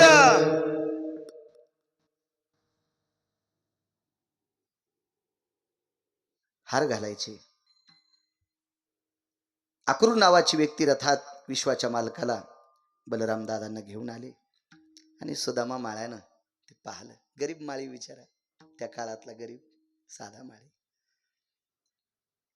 बोटात हार केलेले होते 2, एक नालायक राजाला आणि एक नालायक राजाच्या प्रधानाला. एक नालायक राजाला आणि एक नालायक राजाच्या प्रधानाला हार घालायचा होता. प्रधानाला. वैकुंठवासी माधव महाराज मगर म्हणायचे, भागवतकारांनी कंस कंस जास्त म्हणायचं नाही भागवतात, ते त्याला पाप लागते. इतका हरामखोर होता कंस. हो, जास्त वेळ त्याचं नाव घ्यायचं नाही. महाभारतात 24 लोक सरपंच नालायक होते. त्याच्यात एक इनमख्या होता. इनमख नावाचा व्यक्ती, मंठेकर तुम्हाला माहीत नसेल कारण त्याचं चरित्र भागवतात आलं नाही. इनमख नावाचा व्यक्ती इतका हरामखोर होता. महाराज द्रौपदीच्या चोळीची गाठ सुटल्यावर पहिल्यांदा ह्या नालायकानं पाहिली होती आणि यानं दुर्योधनाला जाग केलं. इतका भडवा होता. महाराज परस्त्री माते समान असावी आणि आई समान असणाऱ्या स्त्रीकडे इतक्या वक्रदृष्टीनं पाहत होता. त्याचं नाव होतं विन्मक. शकुन्या, शकुनी माहिती ना तुम्हाला, हा कौरवाचा मामा होता. यानं पूर्णची 100ला 100 भाषे मारली सरपंच. लोक उगत म्हणतात भगवान श्रीकृष्ण परमात्म्याने पांडवाला एकत्र घेऊन मग ते कौरव मारले. नाही रे सुमळ्या, कौरवाला त्याच्या सख्या मामानं मारले. सख्या रावणाला मारलं त्याच्या बहिणीनं आणि कौरवाला मारलं मामानं. महाराज 2 लोकांनी दोघांचा नाश केला. बहिणीनं रावणाचा नाश केला आणि भावानं गांधारीचा नाश केला. हे फुकट खाणारे घरी ठुले नाही पाहिजे. आमची ते एक पाहुणा आला आणि मसडी येली. महिना झालता मसडी येऊन, दूध दही तूप भरपूर होतं. ते पाहुणा जाईच ना. बरं नाही गेला तरी काय हरकत नाही, नाही गेला तरी हरकत नाही. पण घरी खालीवरी बोलू लागला. अरे म्हणलं हे आपलं घर पेटीत भाव भाव भांडणला इथं. मग आमच्या गड्याला म्हणलं आपल्या खालाकडे शेतातला फवारा झाला का? ते म्हणलं हो महाराज काल झाला फवारा, आज डबल करायचा. ते म्हणलं कालच महागायचं औषध फवारलं. मी म्हणलं औषध नाही फवारायचं, टोपण भर रोगर आणि 10 रुपयाची चुन्याची बाटल एका टाकीत कालेव, पाणी फक्त ढवळं झालं पाहिजे, याला वाटावं औषध आहे. आणि ते म्हणले बरं ठीक आहे, औषधाचे पैसे जात नाहीत आणि फवाऱ्याचं तेल. मी म्हणलं तेलाचा फवारा वापरायचा नाही, कुच्या ते हात चटकते आपलं कुच्या. पाहुण्याच्या पाठीवर दिला. म्हणलं पाहुणेराव 8 दिवस गडी पडीवर आहे, तुम्हाला आता 10-12 दिवसात फवारी करावं लागते. पाहुण्याने 3 टाक्या फवारल्या. 4थ्या टाकीला संडासून येतो म्हणला तर 9 वर्ष झालं अजून त्याची बाथरूम झालीच नाही, पुन्हा आलाच नाही. कारण हे रिकाम टेकडे घरी फुकट खाऊ द्यायचे नाही. हो, रावणानं बहिणीला राज्य दिलं त्या का कोपऱ्यातलं. ते नवरा शेजारणीच्या भाकरी खात होता आणि ही बोंबलत भावाची इथं आली आणि हिनं भावाला एक बाई आणायला लावली. दादा मला एक वहिनी आण. हो, तेव्हापासून ते गाणं गाजत शाळात. ती तुटलेल्या नाकाची. आणि गांधार देशाचा राजा शकुन्या, गांधार देशाचा राजा, घरावर तुळशीपत्र ठुला हरामखोरानं. बहिणीच्या घरच्या भाकरी खाल्ल्या आणि सख्या बहिणीच्या 100 पोरायला पत्ते खेळायला शिकले. ते लुडो नावाचा खेळ, लुडो नावाचा खेळ ह्या शकुन्यानं काढायला. शकुन्यानं त्या लुडोच्या ज्या गोट्या होत्या का गोट्या, ह्या जरासंधाच्या आस्तीच्या होत्या. ते जाऊ द्या, पुढं पुन्हा कधी प्रकरण बघू, मोबाईलवर ऐकायला भेटेल तुम्हाला. चला, इतका हरामखोर राजा कंस. आणि त्याला हार घेऊन जाणारा प्रधानाला आणि या राजाला हार घेऊन जाणारा सुदामा नावाचा माळी भगवंताला रथात पाहिलं आणि विनंती केली. अक्रूर महाराज, काय राजानं फाशी दिली तरी हरकत नाही, राजानं नगरीतून काढून दिलं तरी हरकत नाही, राजानं अख्खा संसार पेटून दिला तरी हरकत नाही, पण इतका तेजस्वी आतापर्यंत मला कोणी दिसलाच नाही. मला याला हार घालायचा. देव हे माहित नाही. अक्रूर महाराजानं सांगितलं, सुदामा महाराज तुम्ही राजाला हार घेऊन जातात, आज जर राजाला हार नाही घातला तर तो दंड करील, तो शिक्षा देईल. सुदामा महाराजाने विचार केला, जीवनभर नालायक राजाला हार घालतोय, हरामखोर राजाला हार घालतोय, भडव्या राजाला हार घालतोय, आता ह्या चांगलं दिसणाऱ्याला हार घालू. पाहिली या वेध लावी बैशे जीवी जडवणी. काय ताकद होती. रूप पाहता लोचनी सुख झाले व साजनी. रूप सावळे सकुमार कानी कुंडल मकराकार. अगणित लावण्य तेज पुंजाळती रत्न किळ फाकती प्रभा. कानडाव विठ्ठलू कर्नाटकू तेने मज लावी येला वेधू. काय रूप आहे महाराज. राजस सकुमार क्या बात आहे.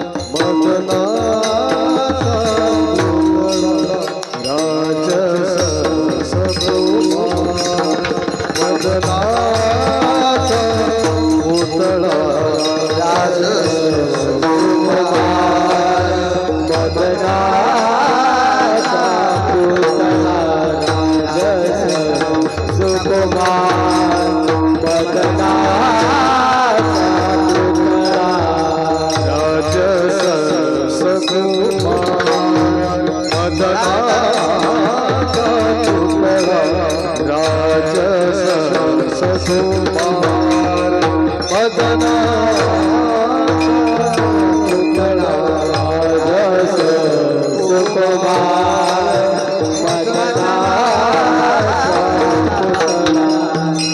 राजस सुकुमार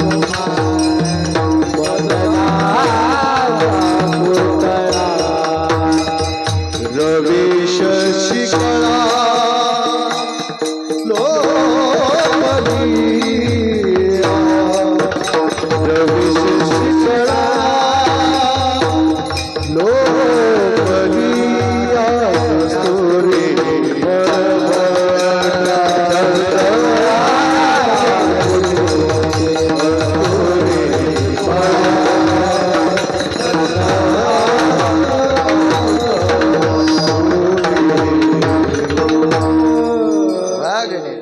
राजस सकुमार मदनाचा पुतळा. काय दिसत होता देव महाराज. त्याग आहे ना, त्याग जीवनात. राजाला घालायला चालवलेला हार जर रथातल्याला घातला तर रथातल्याच राजाचं कट्टर भांडण आहे. याला मारायला लहानपणापासूनच पहिल्यान बाई पाटील ती. हो, सुरुवातीला बाई पाटील. सुरुवातीला किती हरामखोर राजा. पंढरपुरातल्या मालकाला मारायला सुरुवातीला बाई पाटील. काय नाव होतं तिचं? कुब्जा ना, पुतना. वा वा वा, पुतना. तू का म्हणे रूपराशी विन कळा. ती पुतना कुब्जा एकीकडं, ही पुतना अत्यंत दिसायला सुंदर गोंडस. पुढचा प्रसंग. नाना प्रकारची लोक मारायला पाठिली आणि त्याला हार घातल्यावर राज आनंद वाटेल का सरपंच त्या राजाला? त्याच्या तळपायाची आग शेंडील जाईल. आणि तितका राग झाल्यावर सुदामा माळ्याला वाचू देईल का? गरीब माळी विचारा, वाचू देईल का तो राजा? पण महाराज मरण मुठीत दाबलं. सामान्य त्याग आहे का तो? जीव गेला तरी हरकत नाही, पण सूर्याच्या प्रकाशाला लाजविल इतकं सुंदर रथात बसलेलं आहे. तुझी या कृपेने वेदाशी बोलणे, सूर्याशी चालणे तुझी या बळे. महाराज सूर्याला प्रकाश द्यायची ताकद रथातल्यात. किती मोठी ताकद होती. आणि हार घालणार महाराज. त्यागाचं जीवन असतं काही लोकांचं. त्यागाचं त्याग. आपला चोंबळ्या कारभार. आपण ताणले की रबलाव आणि ताणत होतो, पुढच्यानं हुनकिलं की सोडून दिलं की पुन्हा मिटकत होत. आपल्यात शिदडात काही फरकच नाही. इकून बोट लावल्यावर इकडे निघलं आणि तिकून बोट लावल्यावर तिकडे निघली. सप्त्यात आला की जय हरी. हा, आणि तिकडे पिराची कंदुरी असली की लिंबन कांदे संगच. ह, ह्या खिशात लिंबन, ह्या खिशात कांदे, चालला तिकडं सोंबळ्या. आणि सप्त्यात आला की लगेच इकडं नाचायला तयार. यम इतका हानीन भडव्या तुला, इंच भर जागा ठवाचा नाही लाल करायची. विठाला विठाला विठाला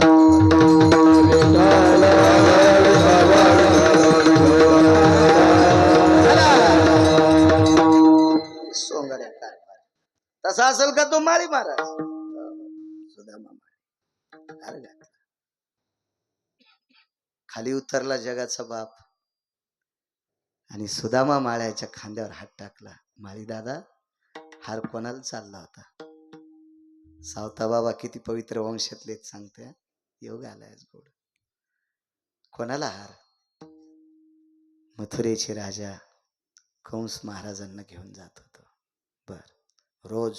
हो, एखाद्याशी नाही घातला तर नव्हतं जमत. असा दिवसच नाही. ते घरी जर नसले तर त्याच्या सिंहासनाला हार घालायचा. पण कंसाला हार दिल्याशिवाय पुन्हा बाहेर कुठं फुलं ऐकता येत नव्हते. काय जबर महाराज.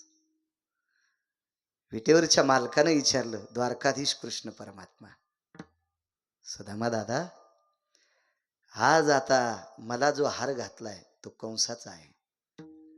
कंस नावाच्या राजाला हार करायला पुन्हा फुलं आहेत का? नाही म्हणले, फुलं नाहीत. मग आता जर तुम्हाला त्यानं जर मारलं तर काही हरकत नाही, जीव गेला तरी हरकत नाही, पण आनंद वाटला तुमच्या सारख्याला हार घातला. विटेवरच्या मालकाने विचारलं. बाजूला दादा ऐकत होते, बलराम दादा. देवाने विचारलं, सुदामा दादा, माझ्यासारख्याला हार घालण्यासाठी मरण पत्करता, असं माझ्यात काय दिसलं? काय सांगू राजे हो, मी जगात या 5-50 वर्षात बरंच काही पाहिलं, 5-50 वर्षात बरंच काही पाहिलं, पण तुम्हाला पाहिल्याच्या नंतर जो आनंद झाला तो जगात कुठंच भेटला नाही, कुठंच भेटला नाही. कारण तो जगाचा बाप होता, विश्वाचा बाप पाहायला भेटला सुदामा माळ्याला, विश्वाचा बाप. आणि जगाच्या बापानं कडकडाटून मिठी मारली सुदामा माळ्याला आणि पाठीवर थाप टाकली, राजा मी देव आहे. ज्याची तुला आतापर्यंत भीती वाटत होती त्याला आता जाऊन मारणार आहे. आणि मारला. दशमस्कंदाच्या पूर्वार्धात कंस मारला, उत्तरार्धात पुन्हा चरित्र सुरू झालं. शेवटी मारला, हृदयाशी धरलं. दादानी सांगितलं, कन्हैया जी दादा म्हणजे बलराम भगवान, कन्हैया म्हणजे विटेवरचे मालक. काय म्हणे? दादानं सांगितलं, कन्हैया अरे आपल्याला प्रसन्न होऊन पाप्याच्या नगरीत ज्यानं सत्कार केलाय त्याला असंच ठोच का?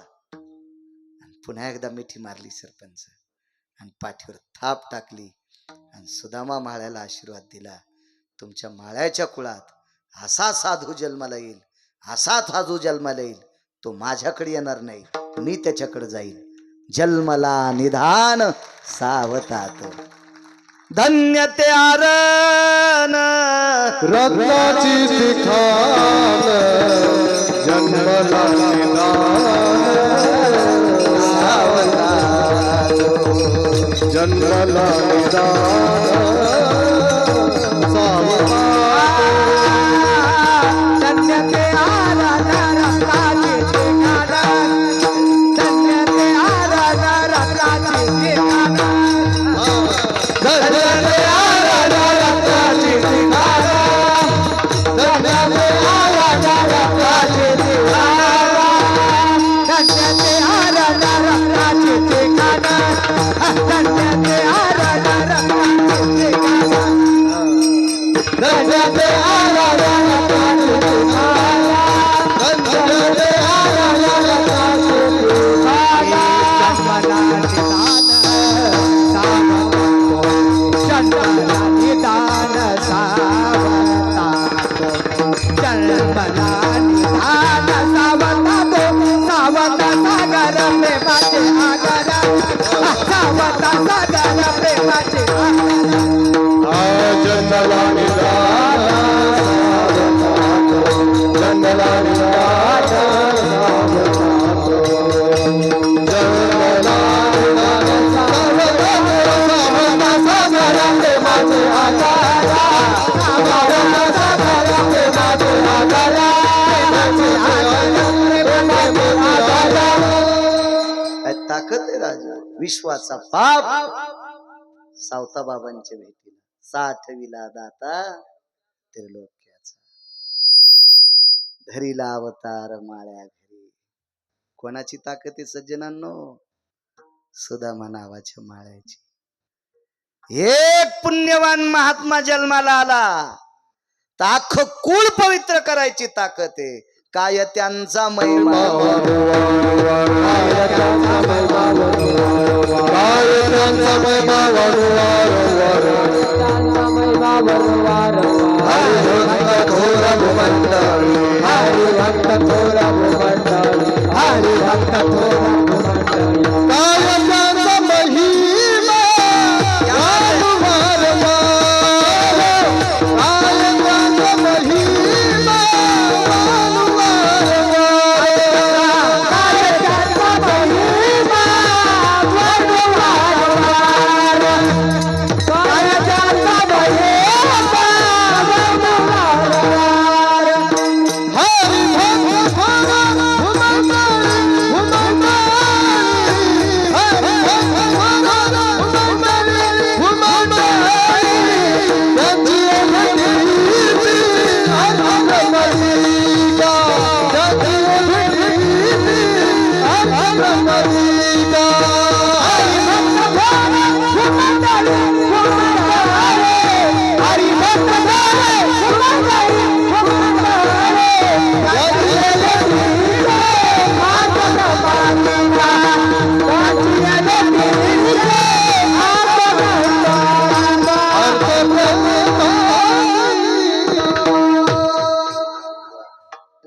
आचारी मोजकेच असावं पण असे चांगले असावं. शिरा इचकत नाही ना.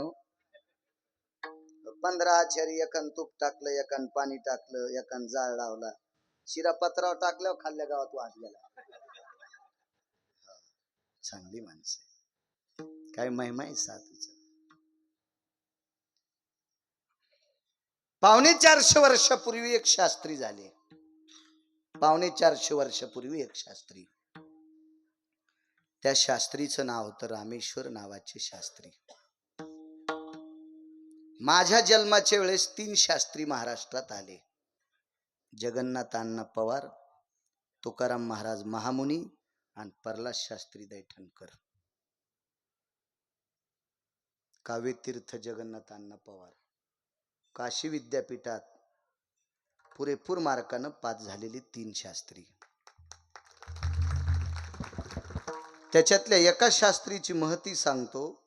महाराज, परिसरात मोठा योगी जन्माला आल्याच्या नंतर परिसराचं नाव कुठं जातंय? महाराष्ट्राचं नाव जर काशी विद्यापीठात कोणी कोरलं असेल तर तुकाराम महाराज महामुनींनी कोरलं. तुकाराम महाराज महामुनीच्या व्यतिरिक्त काशी विद्यापीठात फोटो कोणाचाही नाही. महाराज, या महाराष्ट्राचं नाव विद्यापीठात. नाशिक जिल्ह्यात जन्माला आलेला साधू, काय योग्यता असते या लोकांची, कल्पना करा. द्वापार युगात एका माळ्यानं जन्म घ्यावा आणि अख्ख्या महाराष्ट्रात आनंद उत्पन्न करावा, काय ताकद असती. साधूला जात नसती, साधूला जात नाही. जातीच्या बंधनं 2 लोकांना पाळायचं नाही. राजानं प्रजेवर परोपकार करत असताना जात बघायची नाही 1, आणि वारकरी संप्रदायात जात बघायची नाही 2. आपल्या संप्रदायात चांगलं वागणाऱ्याला किंमत आहे. हो, मग तो कोण्याही जातीचा असू दे, फक्त त्यानं चांगलं वागावं. आणि राजानं जात पाहायची नाही, परोपकार करायचं, करत राहायचं, त्यानंही ते करायचं नाही.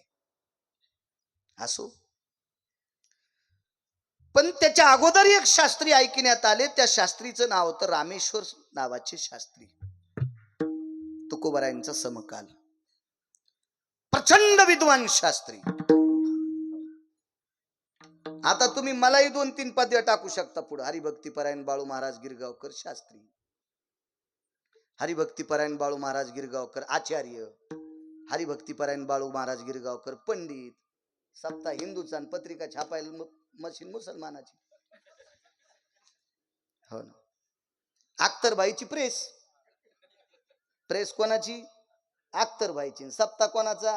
हिंदूचा. लगा दो बोले पदव्या लावून दिले.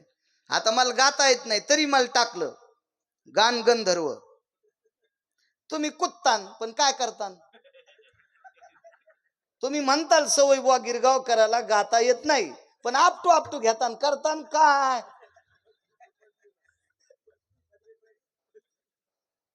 पडली पदवी त्याच्यावर, पडली. बर ठीक आहे, तुम्हाला काही ठराविक लोकांना माहित असेल गायन करणारे, येईल काय माहिती मला येतं का नाही म्हणून. जमला असा लय लोकांचा असाच मेळ जमतू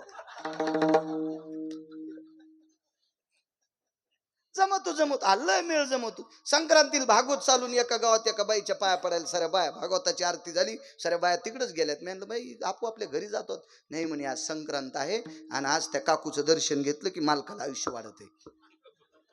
तर मी म्हणलं त्या काकूचं दर्शन घेतल्यावर तुमच्या नवऱ्याला आयुष्य वाढतंय. आता मी बी घरी नाही, मी तिच्या पाया पडतो, आमच्या पप्याच्या माईला आयुष्य वाढन. मग चांगले कपडे धुती, मस्त वेळेला जीव घालती, आपण म्हातारीच्या पाया पडाव. गेलो पाया पडायला तर ती म्हणली बाई माणसं पाया पडायला येत नाही, कोण आलाय ग? अशी धट होती ती म्हातारी बी. तर बाया म्हणले बाई भागवतकार येत. बरं भागवतकार आलाय का? अरे तुरच. आता तिच्या पाया पडायला मी गेलो म्हणले, आता ती का किंमत देती का काय? अशीच ना ती, काय विषय त्याला. पण पड बापा पाया. तर मी म्हणलं आजी मी नंतर पडतो, मला आधी काही बोला. बायाला पाया पडायचं बरं का भागवतकार महाराज, तुम्ही पटकन पडा. म्हणलं आजी तुम्ही कपाळाला कुंकू लावतात? हो. मालक? हो आहेत ना. कुठं येतं? 35 वर्ष झाले मी त्याला बोलत नाही. मग 35 वर्षापासून जी नवऱ्याला बोलत नाही आणि तिच्या पाया पडल्यावर यायच्या नवऱ्याला आयुष्य वाढतं, यायच्या गोळ्या संपल्यात का? हा का ह्या डॉक्टरकडे ज्याच्याकडे जातात त्या डॉक्टरच्या संपल्यात? चाललं का नाही तिचं? मी गेल्या उघडं पडलं. चलत काय नाही, चलत इथं कोणतंही दुकान टाका, काही दिवस चलतच. हा, मग भापका झाल्यावर अंधार होतो, मग चट इजत, पण ते तवरक मोठं करून बसत न ते. हा, तेव्हा त्याच्या घराची सावली तुमचं तिकडचं रान पिकू देत नाही, तिकडची ज्वारी होऊ देत नाही, इतकी त्याची सावली वाढती नाही. महाराज काय शास्त्री, रामेश्वर शास्त्री बाहुलकर, काय विद्वान माणूस, प्रचंड विद्वान रामेश्वर शास्त्री. पण एक चूक केली महाराज, एका व्यक्तीच्या विहिरीत उडी टाकली. ती विहीर होती अनगडशा फकीराची. फकीर म्हणजे मुस्लिम धर्मगुरू, पण तो फकीर चांगला होता. त्या फकीराचं नाव अनगडशा फकीर आहे.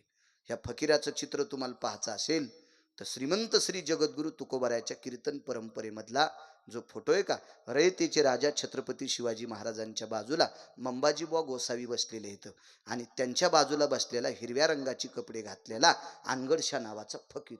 महाराज ब्रह्मविद्याच्या अधिकाराचा फकीर होता, सामान्य नाही. त्या फकीरानं जर चिमटा वाजिला ना, जिकडं तोंड करून वाजिला तिकडं पाऊस पडत होता. असा फकीर. ते का फकीर दुकानात धुपन का आणणारा थोडाच होता असा? नाही, काय नाही, हे नसतं पडत. ते फकीर होता अनगडशा फकीर. कोणीकडे फकीर होता अनगडशा. आणि त्या फकीराच्या विहिरीवर रहाट लावलेला होता, मंठेकर महाराज रहाट. तर त्या रहाटानं कोणी पाणी काढा, स्त्रीनं काढा, पुरुषानं काढा, रहाटानं पाणी. जिनच्या पॅन्टीवाल्याला रहाट कळणार नाही. हो, तुम्ही घरच्यालाच रहाट केलाय, मला काय रहाट कळन. तर त्या रहाटानं पाणी काढायचं, आणि पाणी धुण्याला न्या, भांड्याला न्या, सड्याला न्या, सारवानाला न्या, सांडपाण्याला कशाला न्यायचं तर न्या, आंघोळीला न्या.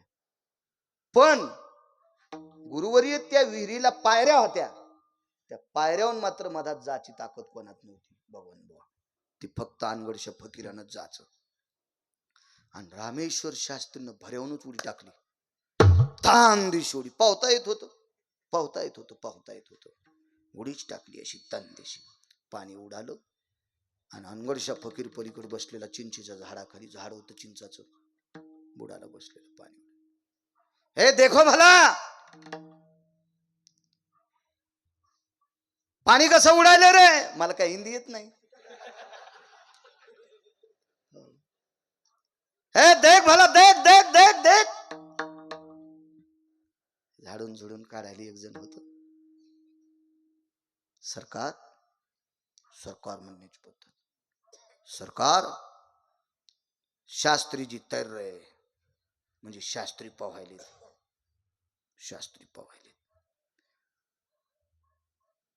महाराज ते अनगडशा फकीर होता नरसिंहराव, ते काहीच म्हणलं नाही, ते एकच म्हणलं, शास्त्रीजी तैरते रहना शास्त्रीजी तैरते रहना, म्हणजे पोहत राय.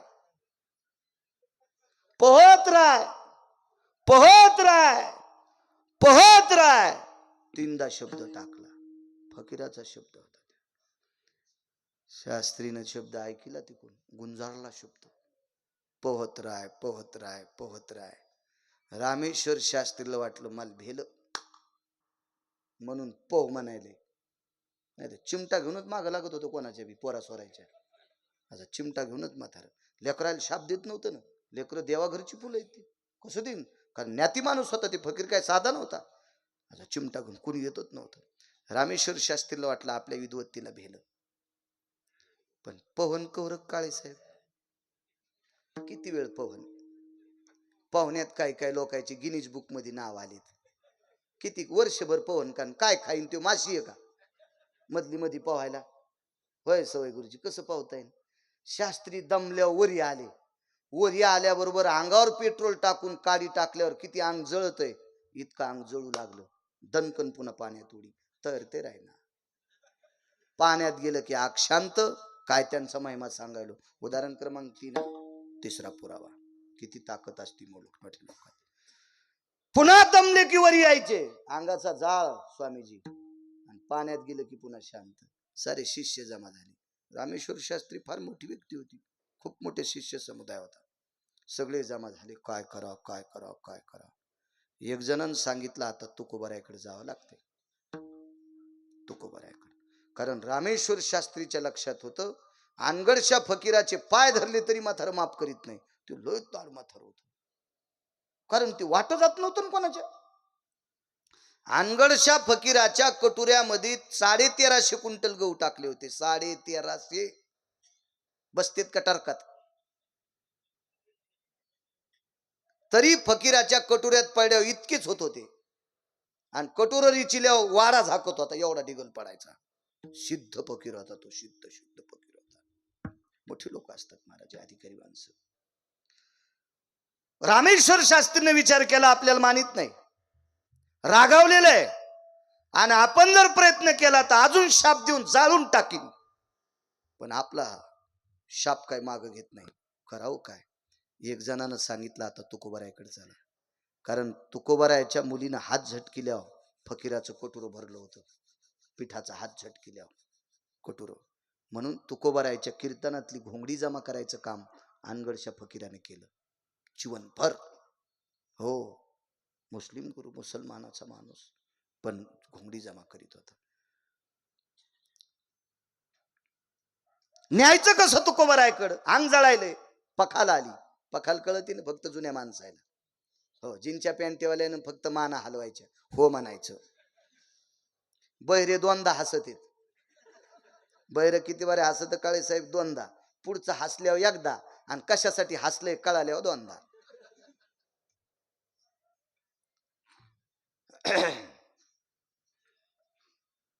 पखाल आणली. पखालीला तोंड 4, पाणी टाकायची 2, काढायची 2. पखालीचा एक भाग चिरला, शास्त्रीमध्ये बसले. 3 लाकडाची तिवई केली, त्याच्यावर मडकं ठेवलं, छिद्र पाडून डोक्यावर धार धरली, आणि तुकोबारायच्या दारात शास्त्रीची वरात. रामेश्वर शास्त्रीची वरात तुकोबारायची. कारण रामेश्वर शास्त्री इतकी साधी व्यक्ती नव्हती, फार मोठी व्यक्ती होती, फार मोठी व्यक्ती होती. हो महाराज, याच शास्त्रीनं तुकोबारायची आरती स्वतःच्या रक्तानं लिहिली. तुकिता तुलनेशी ब्रह्म तुकाशी आले. पण मोठी माणसं सहजासहजी उगच कोणाला मानित नसतात. आणि उगच मानणं हे मूर्खपणा असतोय. कोणाची चेष्टा करायचा अधिकार आपल्याला नाही. पण गाढवाला तुम्ही किती दिवस घोडं मानल्यावर त्याचं घोडं होईल? गाढवच असतं ना. मग ते आपल्या पाहुण्याचा असो की दुसऱ्याचा असो. बऱ्याच गाढवा आपल्या पाहुण्याच्या गाढवाला गाढव म्हणतात. बरेच गाढव पाहुण्याच्या गाढवाला घोडं म्हणतात. बरेच गाढव पाहुण्याच्या गाढवाला घोडं म्हणतात. हे गाढवच असतात ना. त्याच्यामुळे त्यांना काय कळणार आहे? चांगल्याला चांगलं म्हणावं, पण आपल्याला ज्याची महती माहित नाही त्याला चांगलं म्हणणं पाप लागत असतं. ऐका पंडित जन, तुमचे वंदितो चरण, नका करू नरस्तुती, माझी परिसावी विनंती. निंदा अथवा स्तुती करावी देवाची, कीर्ती मानवाची गाऊ, इतराची स्तुती आम्हा ब्रह्महत्या, एका विठ्ठला वाचून या. आपलं तोंड दिलं म्हणजे कोणाला चोंबळायला का दुसऱ्याच्या अंडरवेली बनली धुवाला? मूर्खपणाचं टोक येते.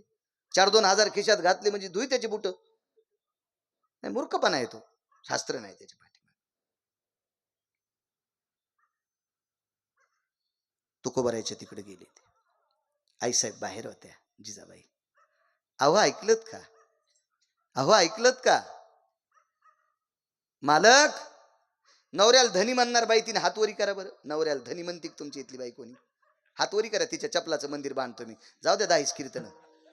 हातवरी करा वरी कर. कसं जिबिली वेल्डिंग झाली का तुमच्या? हा, नवऱ्याला धनी म्हणल्यावर काय होतंय? उलट्या होत्यात का? बरं मालक म्हणतात का नाही? मालक ती पण मना वाटत नाही. काय बापा, काय कीर्तनकार मेले तरी काय उपयोग आहे? मला सांगा ना तुम्ही, काय उपयोग आहे? तुम्ही म्हणा तुमच्या बायका तुम्हाला म्हणतात का? ह्या असा फिरायचा उलटा येळू. महाराजाच्या बायका महाराजाला म्हणतात का मालक धनी? मालक म्हणी जा नवऱ्याला, म्हणी जा मालक, म्हणी जा. फार मोठं पुण्य वाढते, फार मोठं पुण्य म्हणलं पाहिजे मालक. हो, काय बाय हरिपाठ 5 पाठ, एका म्हातारीच्या हरिपाठ 5 पाठ. राम्या, अरे म्हातारं मंदिराकडे गेलं, निहरी झाली गिळायला ही म्हण. हो, आणि हरिपाठ तिला 5 पाठ, आणि म्हाताऱ्याला म्हातारं म्हणायली, आणि ही हिरोनी आहे का? हा म्हणजे काय बोलावं काही मिळच नाही ना. आपली योग्यता आहे का काही बोलण्याची मला सांगा ना तुम्ही. काय भागवत ऐकून फायदा आहे, काय रामायण ऐकून फायदा आहे? मला नाही चोंबळ्या गप्पा आहेत, करणार बी नाही, गरज नाही त्या करायची चोंबळ्या. हो. मला माहिती मोठ्या घाना नीट होत नाही ते सोनाराच्या हातोड्याने काय नीट होते. सोनाराचा हातोडा म्हणजे नथीचा दांडा चमटवायला. हो इथं पासा शेवटायच्या घनानं कोणाला गुण येईन आणि त्या सोनाराच्या हातोड्यानं काय होणार त्या मुचकुनीनं विठाला विठाला विठाला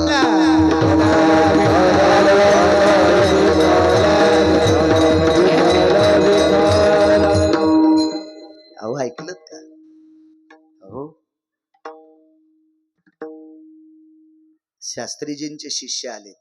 आता शास्त्री पखालीत बसलेले दिसलेत नाही पण शिष्य भरजरी कपडे गिपडे आता वैभवशाली होते शास्त्री. तुकोबर आहे दुपारची वेळे वामकुक्षी घेत होते. उशाला पटका होता तो तसाच बगलात घेतला. वाकत वाकत तुळशी वृंदावनापासून खाली आले तर पखालीत रामेश्वर शास्त्री होते. ठस ठस ठस ठस ठस रडू लागले रामेश्वर शास्त्री.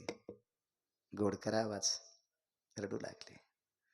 तुकोबराने विचारलं महाराज काय झालं. काही नाही. अनगडशाच्या न्याचमध्ये त्या बारवात उडी टाकली आणि अनगडशानं तिकून शब्द टेकला. शास्त्रीची तैरते राहिना पाण्याच्या बाहेर आलं की अंग जळायले. आतापर्यंत पखालीतलं अर्ध पाणी संपलंय. 10-5 मिनिटानं राहिलेलं पाणी संपल्यावर पखाली सगळं मी जळण. शाप आहे महाराज. ते काय सामान्य माणसाचं नाही. अनगडशा फकीर आहे. तुकोबरा आतमध्ये गेले. एक पान काढलं आणि त्या पानावर बोरून टाकाने एक अभंग लिहिला. चित्त शुद्ध तरी शत्रु मित्र होती व्याघ्र ही न खाती सर्पतया विषते अमृत आघात ते हित आकर्तव्य नीत होय त्याशी चित्त शुद्ध तरी शत्रु मित्र होती. शिष्याने पान असं पुढे धरलं आणि रामेश्वर शास्त्रीनं पखालीत बसून अभंग वाचिला. महाराज कायमचा शाप संपला. कायमचा शाप संपला. आणि रामेश्वर शास्त्री वजनात शिष्यासह अनगडशा फकीराच्या आश्रमाच्या पुढून. तर ते फकीर होतं. फकीर काय नाही. फकीर एकच विचार करीत होतं मी दिलेला शाप जाळण्याची ताकद कोणात आहे. मी दिलेला शाप शमन करण्याची ताकद कोणात आहे. आणि मग अनगडशा फकीराला कळालं ती ताकद तुकोबरा येते. आणि मग तुकोबराच्या चरणावर नतमस्तक झाला. दृष्टांत संपला. महाराज ब्रह्मवेत्याच्या बरोबरीचा फकीर यांचा शब्द एका आचार्याला लाभतोय आणि आचार्याला दुःखातून मुक्त ती तुकोबराय करतात. त्या तुकोबरायचा अधिकार वर्णन करत असताना काय सांगावं म्हणून मालक पहिल्या कडव्यात म्हणतात काय त्याचा महिमा वारंवार,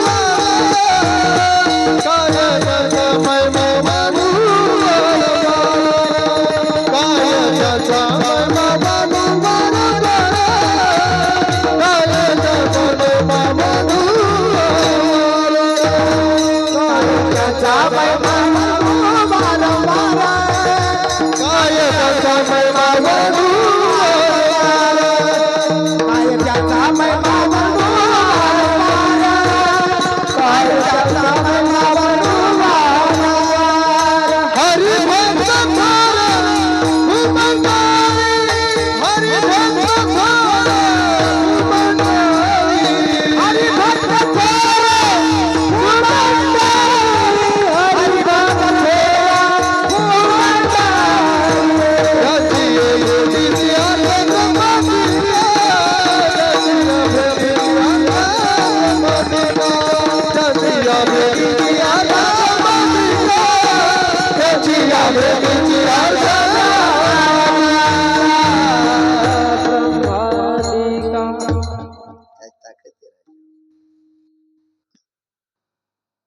शंकराचार्य नावाची एक व्यक्ती होऊन गेली.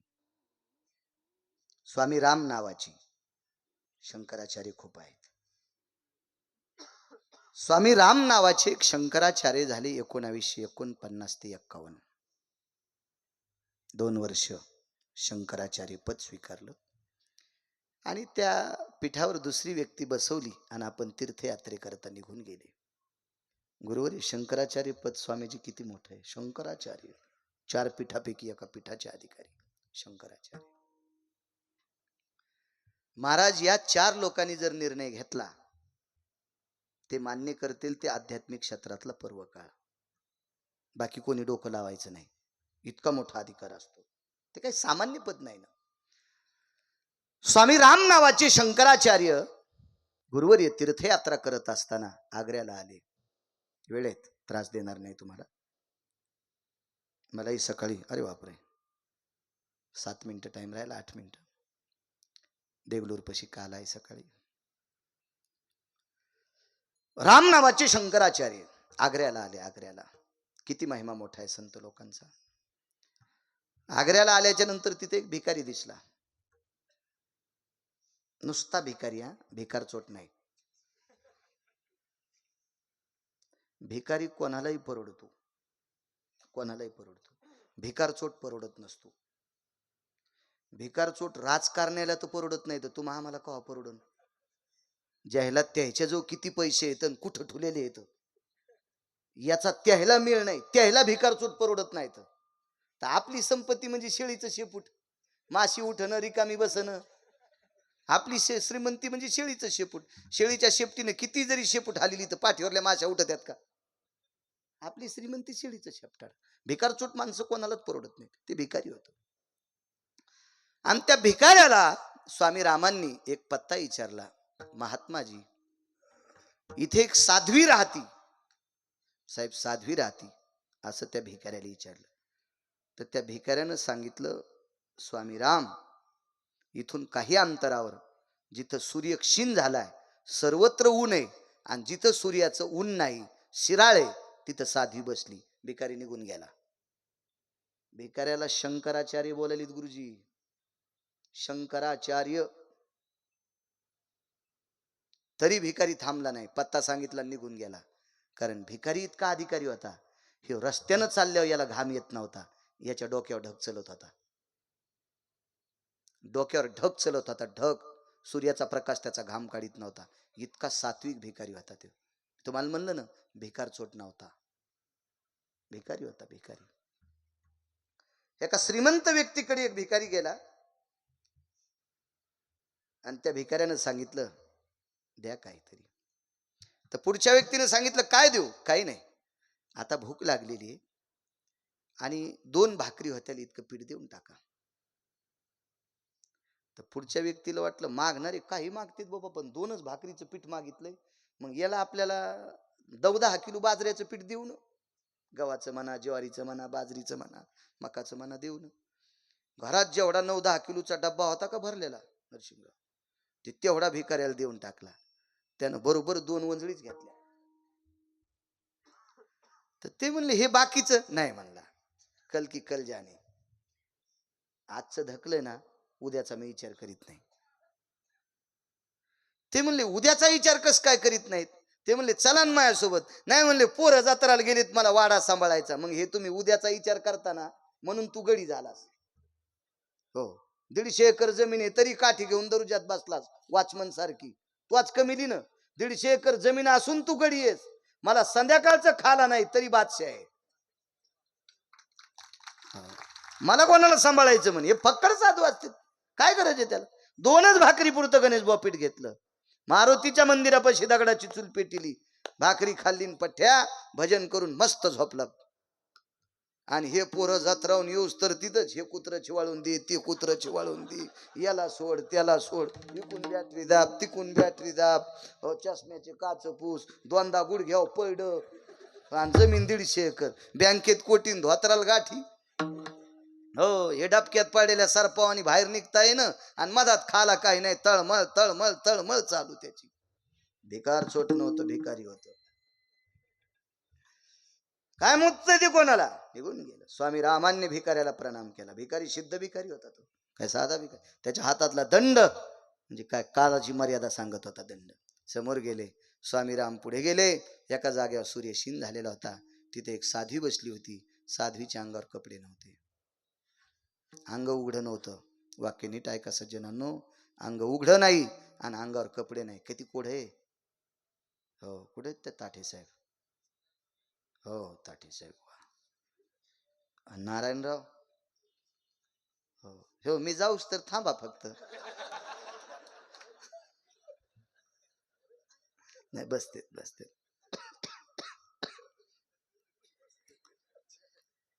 स्वामीजी अंगावर कपडे नाहीत आणि अंग उघड नाही, काय कोढा असेल हे? सवई महाराज अंगावर कपडे नव्हते आणि अंग उघड नाही, याचा अर्थ डोक्याला केस इतके होते की सगळ्या केसांना अंग झाकलेलं होतं. अरे एका जांभळीच्या झाडाखाली बसलेली बाई, आवळीचं झाड, जांभळीचं झाड, चिंचेचं 2-4 अशी झाड, तिच्या समोर काय देवता असेल स्मरण करीत बसलेली होती ती. पण तोंड पूर्वेकडे नव्हतं, पश्चिमेकडे तोंड करून बसलेली. आणि म्हणून स्वामी रामांनी विचार केला, ही सनातन संस्कृतीतली दिसत नाही. विवेक किती मोठा असेल पहा. तोंड पश्चिमेकडे, सनातन संस्कृतीतली दिसत नाही काळे साहेब. म्हणून शंकराचार्य स्वामी रामांनी शब्द वापरला, बीबीजी. काय शब्द आहे महाराज, काय भाषा असेल. 1949, 51, 52 वाक्य कार्य, 52चा काळ, किती साक्षरता असेल त्यावेळेला. आणि मग तिने माग पाहिलं नाही, बोलिये श्रीराम. माग पाहिलंच नाही, न पाहता म्हणली बोलिये श्रीराम. तर स्वामी रामांच्या लक्षात आलं, हिला सनातन संस्कृतीतली समजावा तो मुख इकडं आहे, आणि नाही समजावा तर मला न पाहता राम म्हणली, त्या अर्थी त्रिकाल ज्ञानी आहे. सगळ्या गोष्टीचं प्रचंड ज्ञान आहे तिला. पण तरी मोठी माणसं कोणाच्या पाया पडत नसतात. कोणाच्या बी बरं, कोणाच्या बी नाही. आपल्या संप्रदायात अभ्यास नसला तरी चालेल, गळ्यात तुळशीची माळा असावा, कपाळाला गंध असावा, निर्वेशनी असावा, अभंग पाठ नसले तरी चालेल, पण त्याच्या पाया पडा. पंढरीच्या लोकांना या अभिमान, पाया पडे जन एकमेका. हो, चांगलं गाताय तू, पण बिन पाण्याची पेतू आहे का नाही? वा वा वा वा वा, कायच महाराज. त्याला चोंभाळल्यावर तू घर खाटून पेटन, खालून बुक्का लावायला राहणार